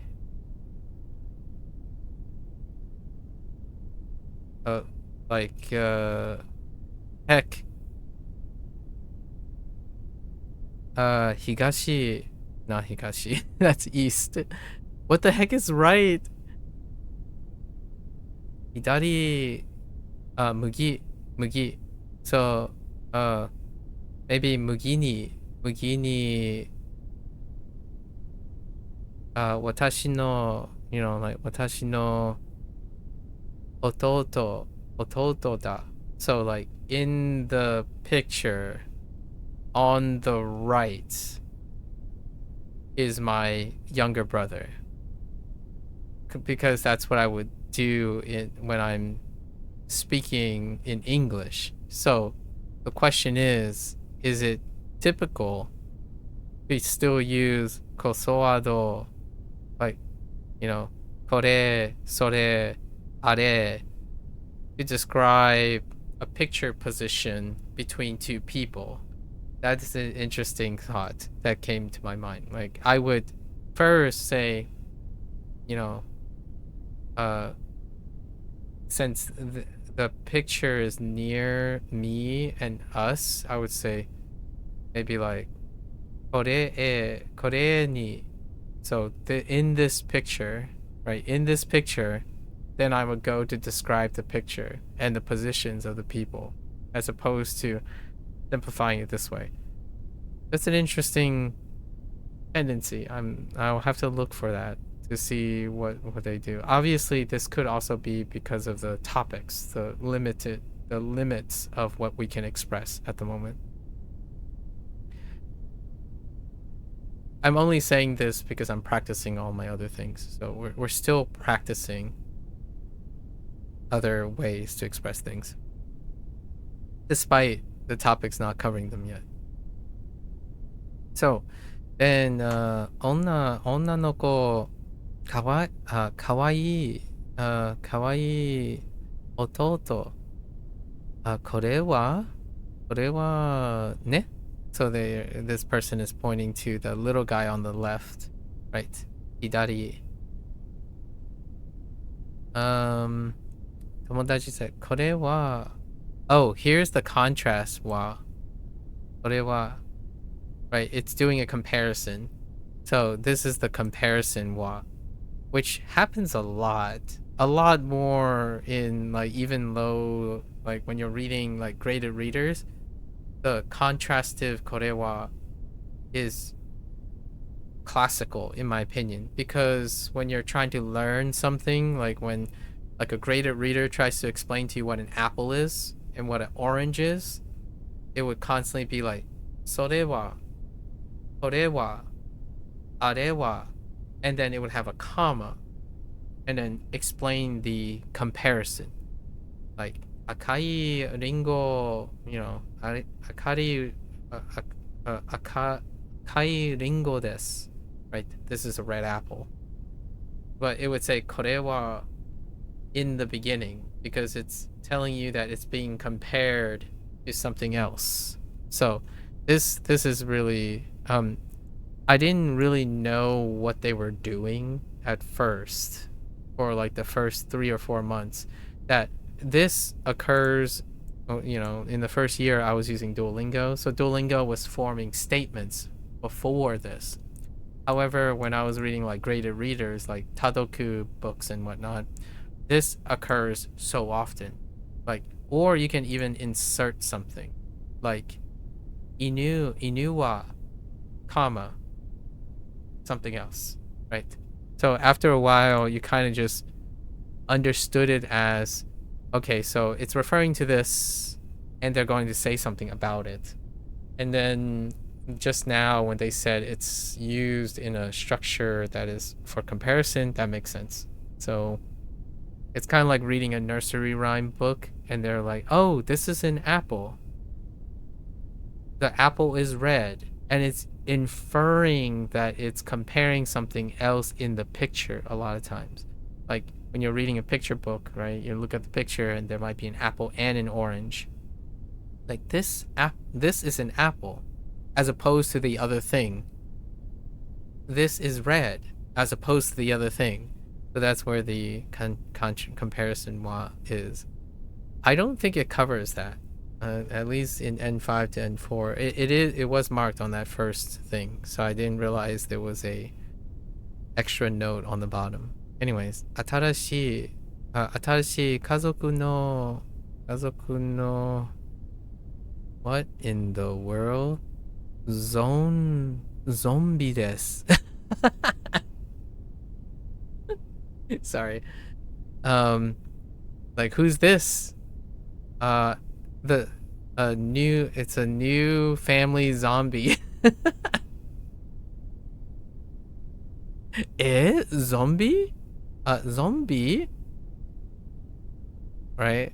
Or, oh, I'm kind of curious how they do exclamation mark, question mark. Oh, okay. So, there is a question mark, exclamation, versus exclamation, question mark. I always wondered that too. But anyways. Let's hear how the person acts it out. 女の子。これは家族ですか？これはお母さん？お姉さん？友達。うん。それは私のお母さん。これはお姉さんです。女の子。綺麗なお母さんだ。これはお兄さんですか？友達。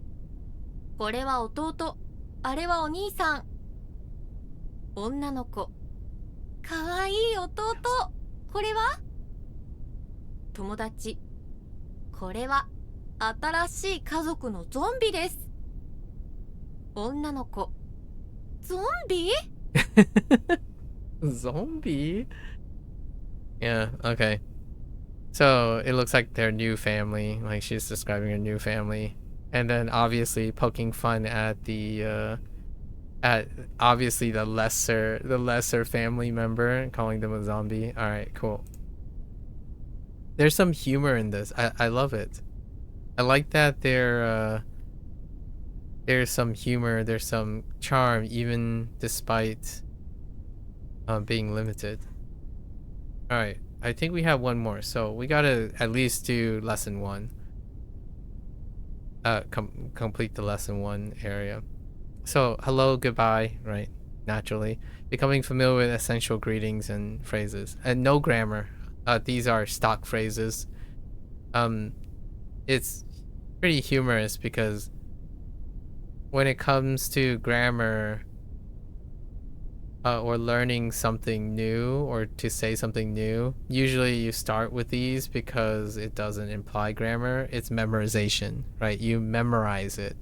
So the least form of entry point for learning something or being interested in something is relying on your memory, not relying on a higher level of comprehension or anything like that, right? So welcome to our first, this is the bonus topic. I see. So the bonus topic doesn't. Every now and then, we will look at a unique theme in more detail. This could be a deep dive into a grammatical concept. So that's great. It's at the end. A specific aspect of Japanese culture or how to get by in real life situations in Japan. Here we're going to take a tour of some of the most common Japanese greetings and phrases. A lot of them may already be familiar, but let's focus on the nuance of when to use each and with whom. Neat. Details. Well, hello there. Similar to English, the phrase used for greeting someone will change depending on time of day, right? Ohayo, right? Kyo wa, kyo wa samui, right? It's cold today. おはよう。今日は寒い。 Yeah, that's a lot higher than I would go though. Tanaka-san, Tanaka-san, ohayo gozaimasu. 田中さん、おはようございます。 Right, this is a polite one, and Tanaka-san is your elder. They already indicated that that person is addressing them as their elder. Stranger, so on, right? こんにちは。こんにちは。今日は、忙しいです。忙しいです。こんにちは。今日は忙しいです。忙しいです。Alright, a little higher. Stay high, which is busy. This is your standard hello, right? Used generally throughout the day, right? Although most commonly in the afternoon, obviously, because you have ohayo for the morning and ohayo gozaimasu. Gozaimasu is the songeigo and tene related things. Can sometimes be seen as too stiff among friends. Yep. Konnichiwa is. And then we have こんばんは、 konbawa. 本田さん。 Honda-san. Honda-san. Someone's name. This is your standard greeting for good evening, right?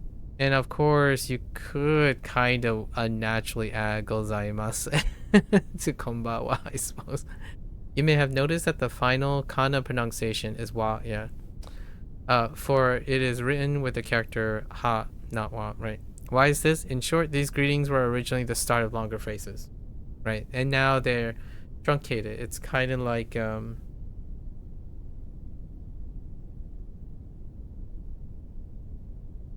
oh man, I was trying to think of an English equivalent. It is. It is, or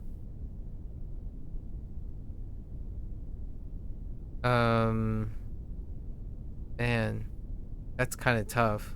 I'll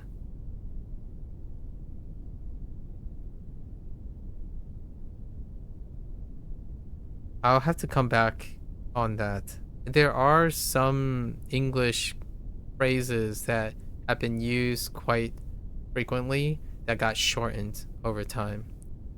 Oh, well, it's not a greeting though. It might be more so a goodbye. It happens. So that's where the wa came from, obviously. Honestly, there's not much that says good evening. It might even be like evening was good, or it is now a good evening. Like kon is like a type. So like this type evening, right? Wa. So something was good, but the good maybe have been lost or something, and then it becomes good evening in a sense because this evening is quite good. Because like kon is this, like, or of this, or a characteristic of this, like konna, like, you know, things like that, donna and whatnot. So kon plus ban is this evening is. That's what it's saying. However, it's probably assuming that this evening is good. It's a good evening. And it got shortened because whoever greets someone and say, bad evening. Bad evening. Sorry. I can only... The reason I'm laughing is I can see that in English. Like someone would say, hey, how's it going? Having a bad evening? I'm like, yeah, I'm having a bad evening. You having a bad evening? I can see that being a greeting, like a normal greeting in English. Generally, when you're greeting someone, you're hoping for a good evening. So I imagine that's why it in what it literally says is this evening is. No, konbawa, right? Actually, Ohio.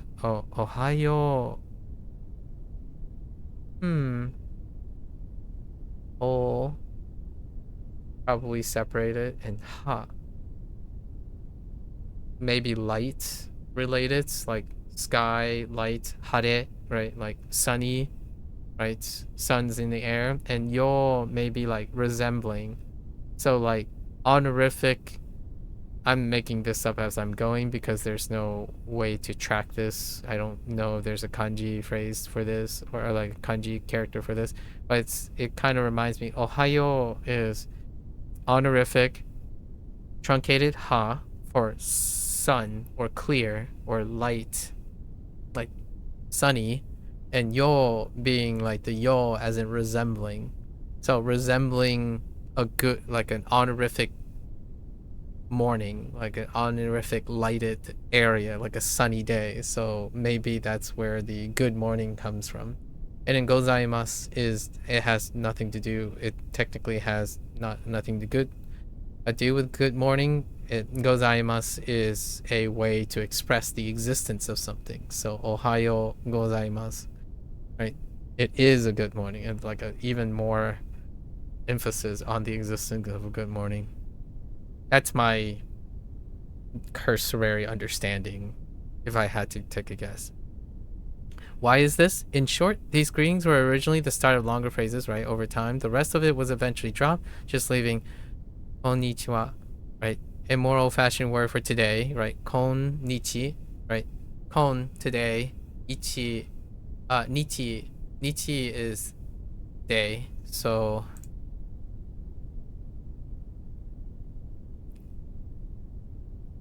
right, as opposed to kyo.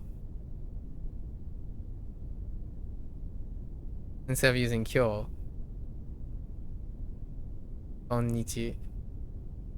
And then wa would be today is, so konnichi. And then konban would be this evening too. And the topic marker, article wa. And so they said it already to extent. Ohio is a little bit more cryptic. See ya. Okay. So Japanese comes equipped with 3 phrases, friendly ways to say goodbye. Notice how 2 of them end in ne. This is a particle which makes the phrase sound friendlier. And in English, it makes it sound more sussy. Like, I talked about this a lot. Ne is subjunctive.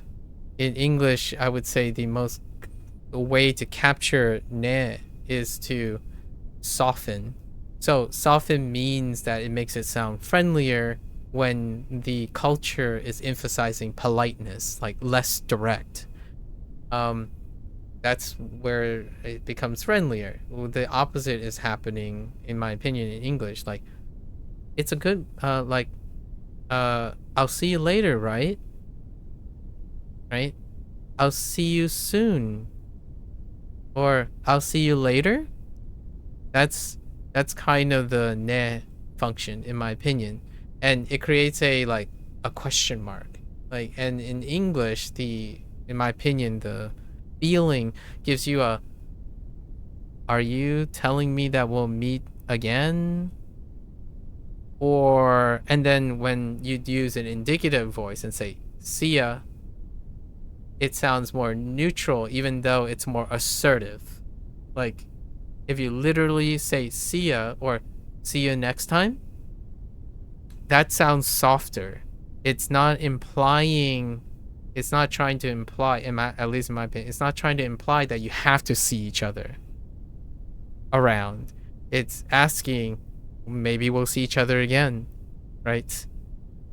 Maybe next time, maybe 2 months from now. So the opposite has an effect in English, where while indicative culturally, a lot of the representatives of English being forward with good morning, greetings, and goodbyes makes them sound natural. Adding and injecting any form of softness doesn't imply friendly often. It implies suspiciousness or suspicion. Like someone would ask you, "How do you feel today?" I feel a bit mixed. Sometimes I feel a bit good. Sometimes I feel a little bit bad today. A bit of ups and downs. Subjective. Instead, to be more friendly, you say, "I'm all right." That's it. You don't know if the person is good or bad. You simply say, "I'm all right." And then that's it. It would make you, in English, it would make you sound grounded and friendly. Like you're approachable.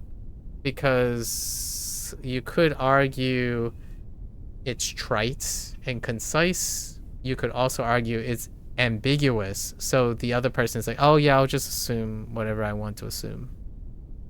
So that happens a lot. I'm like, "What do you mean you're all right?" That's when I follow up, and I'm like, "Okay, so do you mean all right like you're doing well, or all right that you're doing worse, or somewhere in between? May I inquire about what you mean by all right?"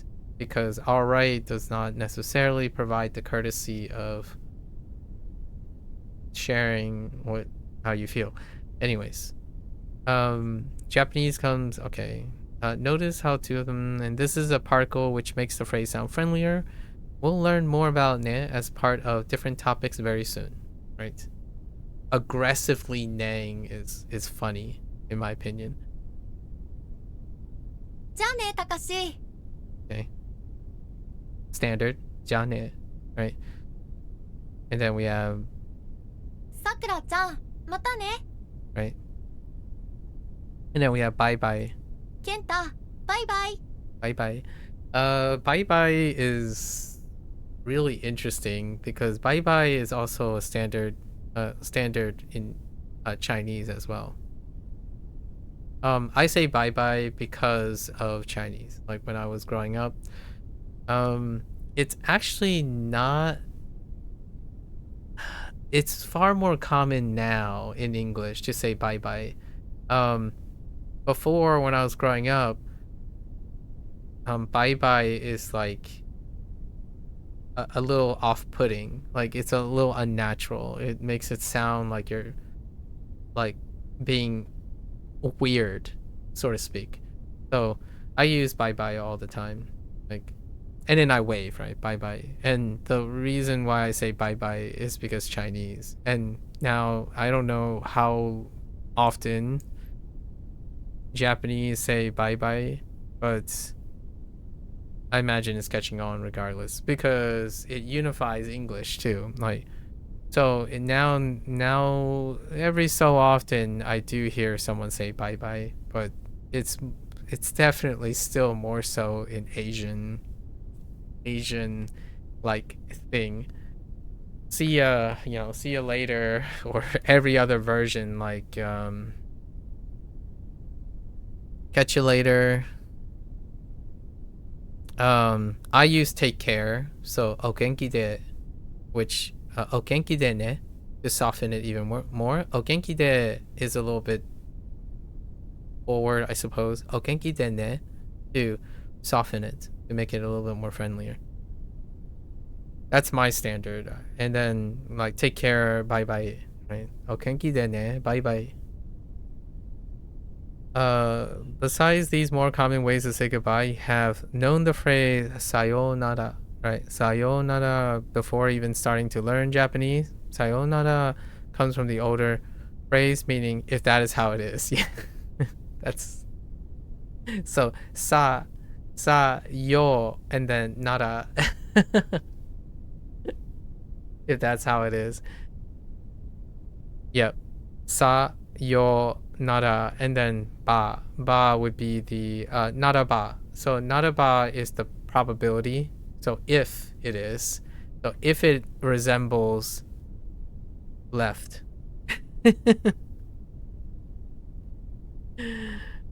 However, be careful as it tends to imply that you won't see the person for a long time, similar to English word farewell.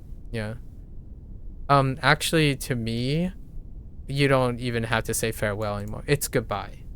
when someone says goodbye, it means for an extended amount of time, at least in my opinion. Usually it's see you later, right? Right? Matane, and then jane. So I think English on the online has normalized this. Like legitimately, farewell is not in English colloquialism.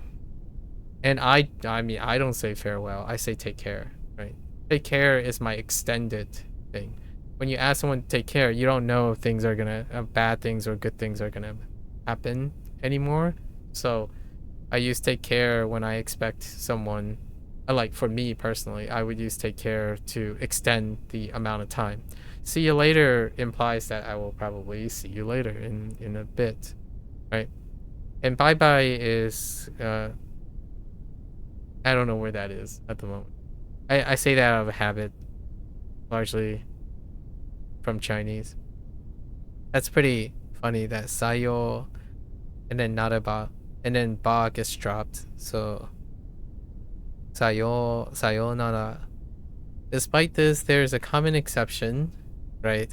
I imagine there's a common exception. Japanese school children use sayonara to say goodbye to the teachers for the day because formal sounding, right?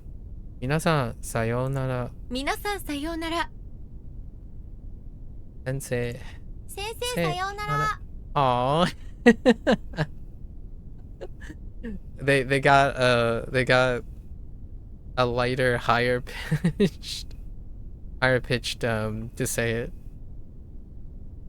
Home and away. Oh, we are gonna get like ittekimasu and itterashai, and then we got like tadaima and okaeri nasai or something like that, right? Besides general hellos and goodbyes, Japanese also have a specific set of greetings used when coming back to or departing from home. These are said reflectively by most Japanese, right? Kodomo. Otou-san, ittekimasu. お母さん、いってらっしゃい。姉、ただいま。妹、おかえりなさい。Okay. This is normal to me. So not normal, I would say, to possibly, I don't know how normal it is. Like someone could make an argue, oh yeah, nowadays American, quote unquote, American households are not portrayed to say that. However, Americana had that. Honey, I'm home. Welcome back, dear. Right? So that is, and I adopted that way back in English because my family does that too. And you do that when you're also visiting someone. Like, we're here, right? Like that's, I talked about this with someone else before, where when you like arrive at a guest's house or something, you announce yourself. So you still announce yourself even when you're entering someone else's house, and that's a normalization, not necessarily reflective of other Americans, but something that you want to make yourself known that you have arrived somewhere. Hey, we're here. And then it's like, oh, hey, welcome. And then the person that's welcoming you is like, oh, hey, come on in. And then they would also yell out and say, hey, the guests are here. It's like, oh, hey, welcome everyone. That's announcing and coming in. You're entering the atrium. Yeah, like you're entering the household. That's an important entry point. So I'm going to make a joke here about vampires. I think secretly Japanese people and Chinese people are vampires. That's the joke. I don't know if people got that joke. Well, I'll clarify here. Vampires need to be invited into a house. So I feel like that's kind of how it works a lot of times, where like you arrive, you announce, and you ask for an invitation, and then the person, the host would invite you in by welcoming you in. So that is formality. I still think that it does exist in Americana and other cultures, especially Americana, in classic Americana. I'm not sure if that happens anymore now, because maybe like doorbells, there's doorbells and knocking, other type of rituals. This is very pragmatic. Now, remembering the phrases, obviously, I don't know how often. I think, to me, from my childhood, people still announce when they're leaving. Like, we're going now, right? Right? And then we're going now, so itekimasu, right? Itekimasu. And then obviously say, oh yeah, take care, right? Come back safely. Itterashai, right? Or drive safely or something. And my parents would say that, like, move safely or something, or travel safely. And that's where I get the take care all the time. Like, oh, genki de would be more appropriate in the online situation. However, I would probably actually say things like itterashai, like, hey, okay, like, have safe travel. And if they're anticipated to come back, then I would use this. Otherwise, I would say take care. Like, you don't simply say goodbye. So that's kind of the thing. And when I say goodbye, I mean farewell. So when I think of sayonara, I think of the same thing. Like, you're going far away. This is goodbye. The end of the beginning. With that, we've reached the end of our first lesson. Though the use of just a few grammar points, we have learned that it is possible to communicate in many different ways. It covers so many things other than vocabulary.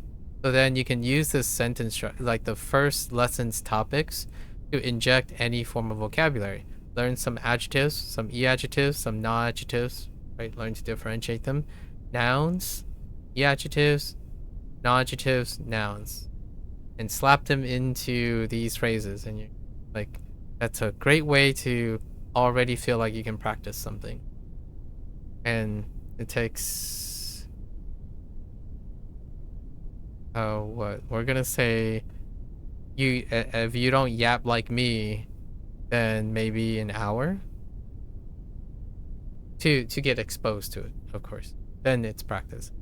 With that, we're okay. Here is what we are capable of doing that we are not capable of at the beginning of this lesson, right? Identify what something is with da and des, presenting it as a basis of discussion or as additive with wa and mo, pointing out relations to the speaker in space with kore, sore, are, describing its relationship or properties with no and adjectives, right? And asking about it with ka. For the short amount of time we have been here, that's not bad at all. I like the encouragement there. Putting in some flavor of positivity, like positive reinforcement. In the next lesson, we're going to continue to polish these fundamental skills, and we'll also learn how to express new things such as specificity, adding emotions, and describing movement, and talking more than one thing at a time. Compounds, or conjunctive. So, specificity, emotions, right? Like thought, think, consider. Describing motion, so something that goes in, out, through, exiting. And then conjunctive, probably a bunch of conjunctions. Hellos and goodbyes. Let's see what we got. Lots of hellos and goodbyes. We might as well listen to these now. 朝、家。ケン、今日は金曜日だ。忙しい。行ってきます。ゆり、行ってらっしゃい。気をつけてね。朝、会社。ケン、おはようございます。男の人、おはよう。田中さんは今日も元気だ。女の人、田中さん、おはようございます。今日の仕事はあれです。ケン、ありがとうございます。夜会社兼皆さんお疲れ様です。男の人お疲れ様田中さん。夜家兼ただいま。ゆりおかえりなさい。晩ご飯はあなたの好きなカレーです。兼カレー大好きありがとう。ワインは？ゆりもちろんあるよ。Okay. So, morning at the house, right? Today is 金曜日. 金曜日だ, right? So, Friday. Right. No, not Friday. Yes, Friday. Am I going crazy? No. Monday? No, Friday?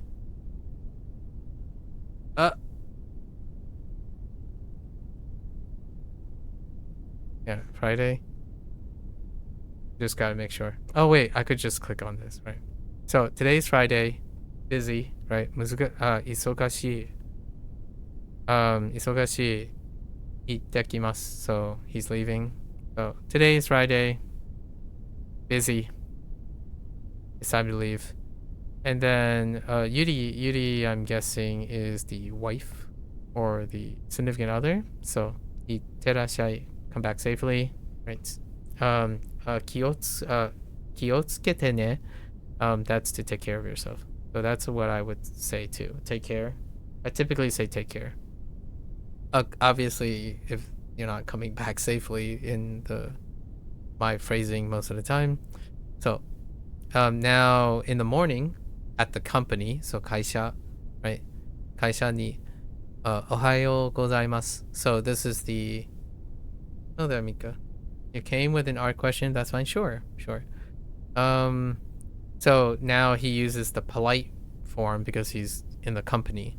And then man in the company. Say, Ohayo must be a friendly person, like one of his coworkers he knows well because of the Ohayo. And then Tanaka-san wa. So this is acknowledging the person, like them. Tanaka-san wa. Maybe them? Or someone else? No. It's describing Tanaka-san. And then today is healthy, right? Tanaka-san today is also healthy today. And then the woman said, Tanaka-san ohayo gozaimasu. So the woman greets Tanaka-san. And then today company. So again, the wa of describing the company today. Are desu ne? What? I don't actually know what the are desu. Oh, here's the work. Sorry, today's like work. Then we have, and it's like, yeah, arigatou gozaimasu. So then at night or in the evening, minasan otsukare sama. Right. Otsukare sama is thanks everyone, good job. And then the man says otsukare sama Tanaka-san. Right. So thanks for the hard work, Tanaka-san. Then in the evening at home, they return. Tadaima. So Ken says, I'm back. Okaeri nasai, welcome back. Bangohan wa regarding dinner. Anata no sukina kare desu. There is your favorite curry, right? There's your favorite curry. And then kare daisuki. I really love curry. Thank you. Arigato. And then wine wa, the wine, like, is there gonna be wine? Mochiron, of course. Aru yo. Of course there is. You're having constant issues with one part of an arm. You were able to share some thoughts and suggestions on why it looks off. Can you share? Sure. I suppose. After, wait, whoops, I've got a mark. So we complete the first lesson. Now the question is, am I gonna do this for the next couple days or not? So we did lesson 1, and if this is the reflection, I feel like I could do the rest of the days through these lessons. I don't, I'm already past 2 hours and 40 minutes because I digress and talk about the lessons quite a bit. We could do this for the rest. I was not anticipating this because of this update. And I am taking my really wonderful time talking about things and the significance of it. I'll make a decision tomorrow or not. Yeah, for the next couple of days. So it's 195. I got 4 days. Maybe we try 2 lessons a day to cover this part, and then I'll cover whatever my thoughts are in the day 200 thing. So we'll take a break from the vocabulary thing. This was unexpected, and I really enjoy talking about this stuff. We'll do one vocabulary, a customary vocabulary. Oops. What? Oh, she's been together.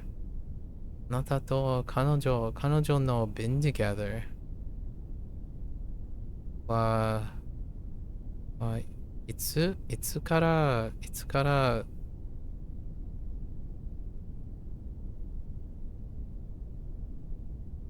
つ、つい、ついているのですか been together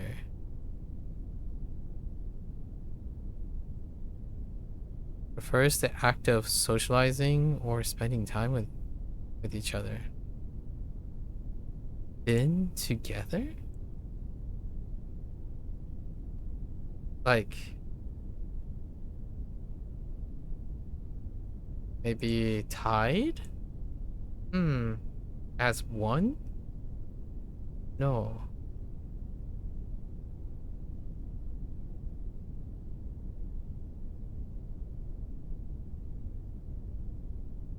So it's not 一緒. Maybe it's fit together. Like, wait. Am I looking for a noun?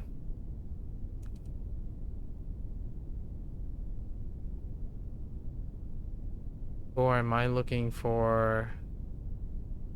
I'm thinking of a whole, like being together as a whole. However, I'm thinking of verbs. Like, for example, 会う, which that doesn't help. Maybe like 全部. Don't know. 一緒には that doesn't make it. Or 一緒には that doesn't make it. Maybe みんなで. No, みんなで doesn't work. No rush, and if you do plan to go through it on stream, then you can DM when you start to. Otherwise, whatever work is fine. Okay. Alrighty. I'll probably do it after. Like way late in the day. I don't think I will. I would have to look at it for some time.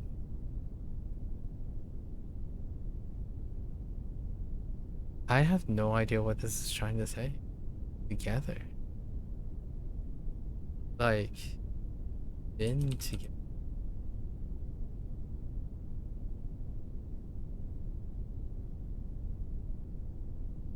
Maybe like, すべて?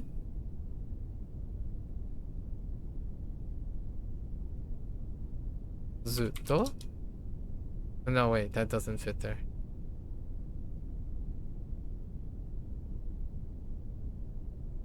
No idea.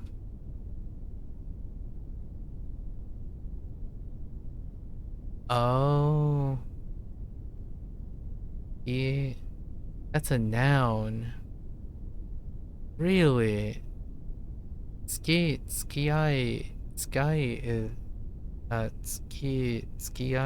a noun.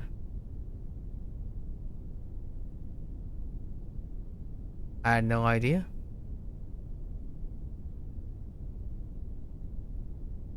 We used au to fit together, but I would be and then attached together. We'll bookmark that for today. あなたと彼女の付き合いはいつから続いているのですか？ That's a noun. I thought it was an adjective. I mean, that would still work, right? Even if it was an adjective? No. Well... No, I don't think it would have worked if it was an adjective.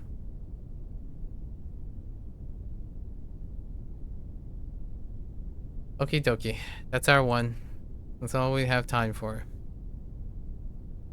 So, what am I going... I think my executive decision is... Well, I'll try to speed it up a bit. And we'll do 2 lessons. So tomorrow's will be the 6th, 7th, 8th, 9th. Oh, +1. I'll be a little bit more brisk, I suppose. We'll play it by ear. I'm not entirely sure I'm going to be able to read all the topics and talk about the topics. From my perspective, anyways. Before the 200th. I'll probably invest that time into this topic. It gives a great way to spend looking at N5. I wonder how much they cover.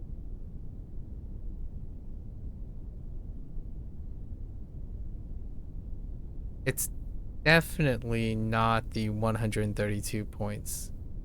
We'll see. I'm having a blast doing these. Alright folks, that's a wrap for Bunpro today. If you're gonna watch this later, arigatou gozaimasu. As always, feel free to follow along, pick up Bunpro for yourself. You're always welcome to come on by, chat, discuss, talk about things. Feel free. The topic section, really wonderful. Makes me reflect on English even more so than ever. So until next time, 皆さんまたね。見てくれてありがとう. Thanks for watching. See you guys next time. I'm gonna get up, take a quick bathroom break, and I'll be back for Hanzi Hero. Thank you.